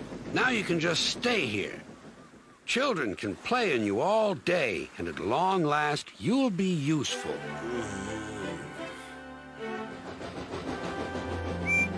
When Percy got home, he and Toby exchanged all their news. Well, we've both had some seaside surprises today, laughed Toby. But Driver says that I'm a special attraction anyway, and so are you. Every time we go on our own line. What do you mean? Asked Percy. Well, all we have to do is smile and blow whistles at everyone. I like that story. Percy and Toby were special attractions just by being themselves. Well, everyone is special in their own special way. I guess Kid has to learn that he's a special attraction, too. Hey, Felix. Hi there, Kit. Need some help? Sure. Grab a brush.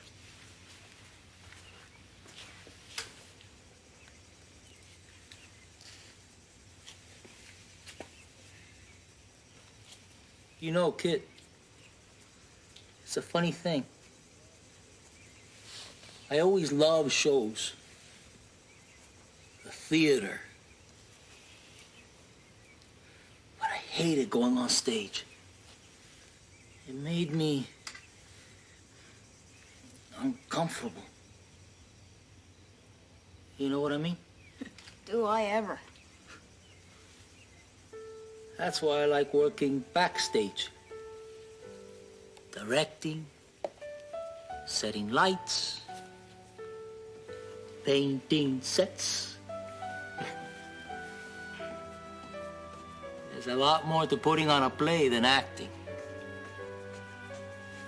And I noticed that everybody's happy when they're doing what they do best. Look at that tree.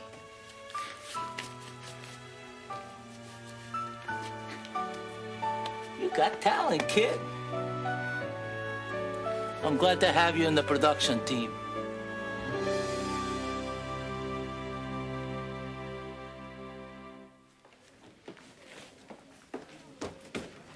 Oh, she is a remarkable woman, Miss Jones, a remarkable woman. She has elegance and grace and charm, and there's something about her that's just positively regal.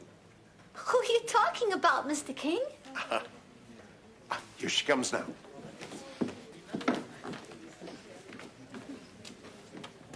Will you allow me to escort you to a suitable place of honor? Oh, thank you. We would be most grateful. I tell you, Stacy, I can't take it anymore. Do this, do that. Certainly, Your Highness. Yes, Your Highness. I tell you, Stacy, I'm at the end of my leash. It must be somebody else's turn to take her, but who can I get today? Midge! Darling! Hi, Ginny. Hello, Stacy.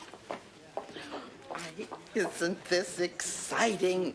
Oh, I just know Queenie's gonna win a prize. Aren't you, Queenie? Queenie! Queenie! Queenie! Queenie! Midge, why doesn't she move in with you for a while? Seeing as she gets along so well with your doggie. Ginny, why do they look so familiar together? I feel as if I've seen them before. I tell you, she's really a perfect guest. No trouble at all if you don't mind bowing. And once you get used to backing out of a room... Midge. Midge? It's her. What in the name of Pickle's pig feet are you... It's her! It's really her! Midge! Queen! Queen! Oh, dear Midge!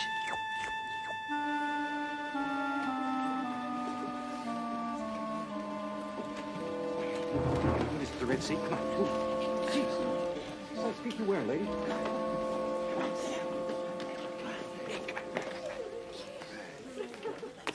Ladies and gentlemen, welcome to our show. And now, without further ado, our first amazing act.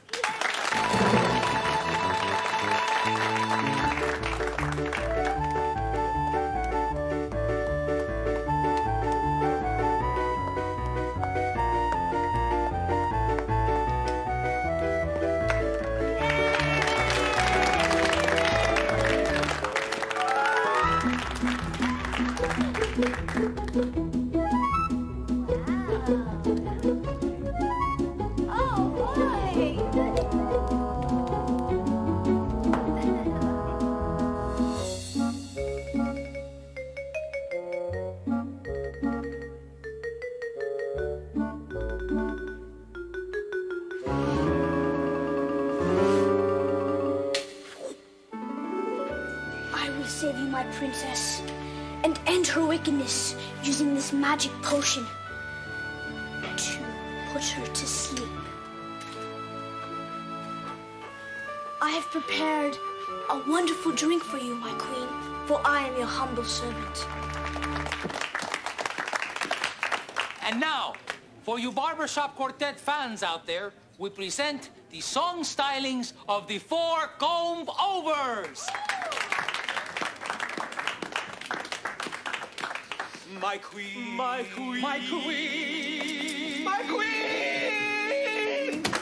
My queen. Kathleen McSween. You are my queen. You are my queen. My fair Colleen from Vaseline. Aberdeen, I gaze into your eyes of green. Or can they be aquamarine? Or something somewhere in between? Somewhere in between. Dressed in a gown of velveteen, like I admit I've never seen since I was 6 or 17. Kathleen. Kathleen, my queen. Kathleen McSween. Kathleen McSween, my honey bean. You are my queen. For you I'd brave A brave sardine. a wolverine. I'll show you things But keep it clean. you've never seen. For you I'd begin the beguine and do a song and dance routine. Kathleen McSween, my heart is true, my heart is keen. This one's for you. My honey bean, you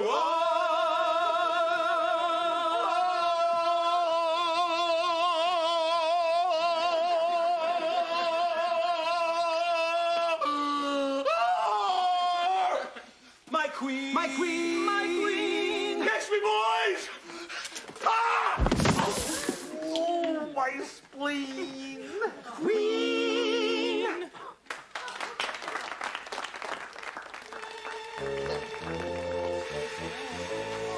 Must be the broccoli. Hey, wasn't that bad? I'll just see you trying to get up here and sing and dance at the same time. Ladies and gentlemen, please remain calm, please. Use that exit over there. Please remain calm, please. Hey, get your hands up there! Get your hands up the jewels! Get your hands up the jewels! Hands up that weak! Hey, it's you! Biff, look! I found him! It's the prince! Hey, give me that! Yikes! Hey, forget the prince! The jewels! Get the jewels!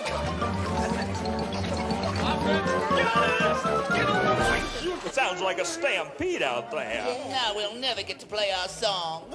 At the end of this book, a detective came and solved the crime. Where's this fabulous detective when you need him most? I am here, my dear Tito. Oh, Mr. Conductor, I knew you'd come and rescue us. The case is nearly closed. All we need is some music. You heard the man. Let's go!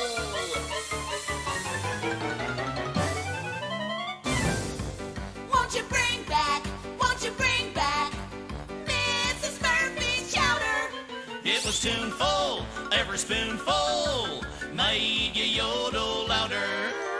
After dinner, Uncle Ben used to fill his fountain pen from a plate of Mrs. Murphy's chowder. It had ice cream, cold cream, benzene, gasoline, soup, beans, string beans floating all around. Sponge cake, beefsteak, mistake, stomachache, cream puffs, earmuffs, many to be found. Silk hats, doormats, bed slats, Democrats. Cocoa bells, doorbells beckon you to dine. Meatballs, fish balls, mothballs, cannonballs. Come on in, the chowder's fine. Won't you bring back Mrs. Murphy's chowder. from each helping, you'll be yelping. For a headache powder. And if they had it where we are, you might find an Austin car and a plate of Mrs. Murphy's chowder. It had ice cream, cold cream, benzene, gasoline, soup, beans, string beans floating all around. Sponge cake, beefsteak, mistake, stomachache, cream puffs, earmuffs, many to be found. Silk hats, doormats, bed slats, Democrats. Cocoa bells, doorbells beckon you to dine. Meatballs, fish balls, mothballs, cannonballs. Come on in, the chowder's fine. Ooh la la! Won't you bring back Mrs. Murphy's chowder? You can pack it, you can stack it, all around the larder. The plumber died the other day. They embalmed him right away. In a bowl of Mrs. Murphy's, In a bowl of Mrs. Murphy's. In a bowl of Mrs. Murphy's chowder.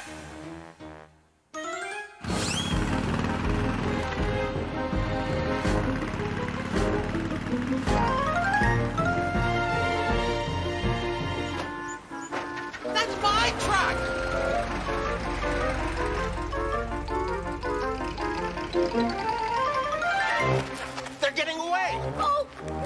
can stop them, Mr. King. Come with me. Mickey, it's pretty funny, isn't it? That crook who grabbed you back there thought you were a real prince. Becky, there's something I've been meaning to tell you. All of you. About who I really am.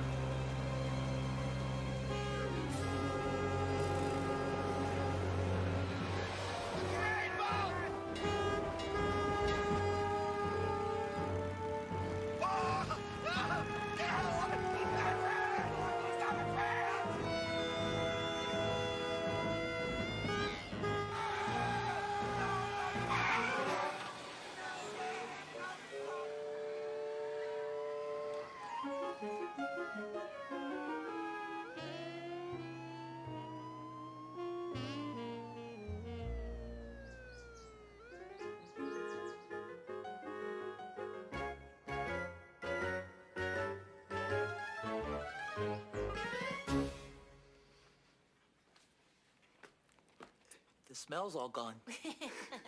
You must have really had to air this place out. We sure did.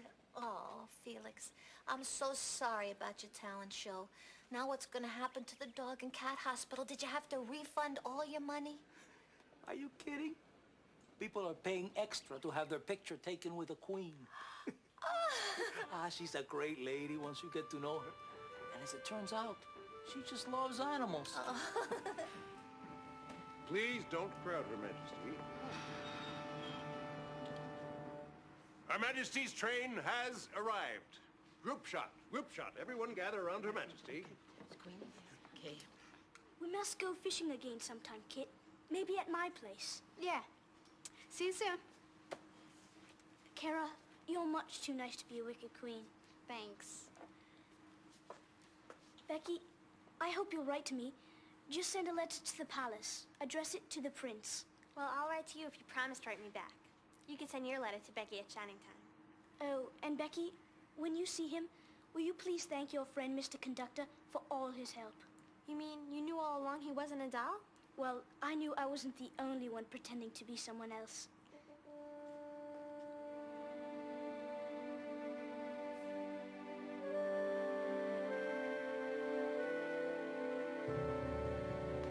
Bye.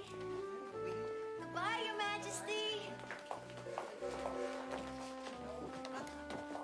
Goodbye, Your Royal Highness. Mickey. Call me Mickey.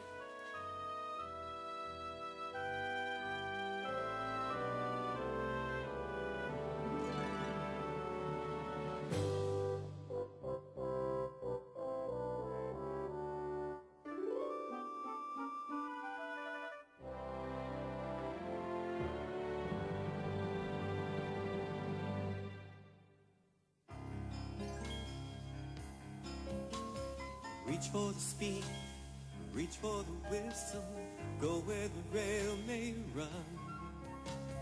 Reach for the words, reach for the story, follow the rainbow sun.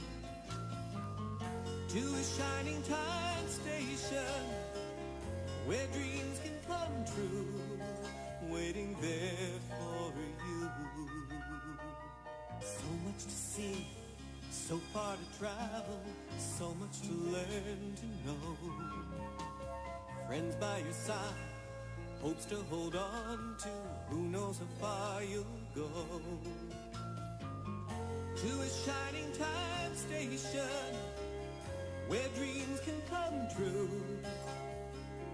Your own imagination waiting there for you.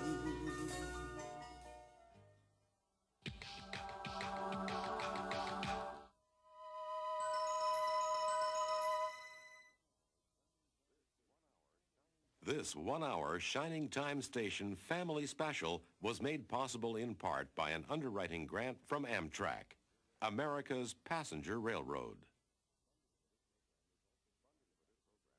Funding for this program was also provided by the Corporation for Public Broadcasting and the financial support of viewers like you. Hi, you're in PTV Park on PTV. Hey TV, it's fun here!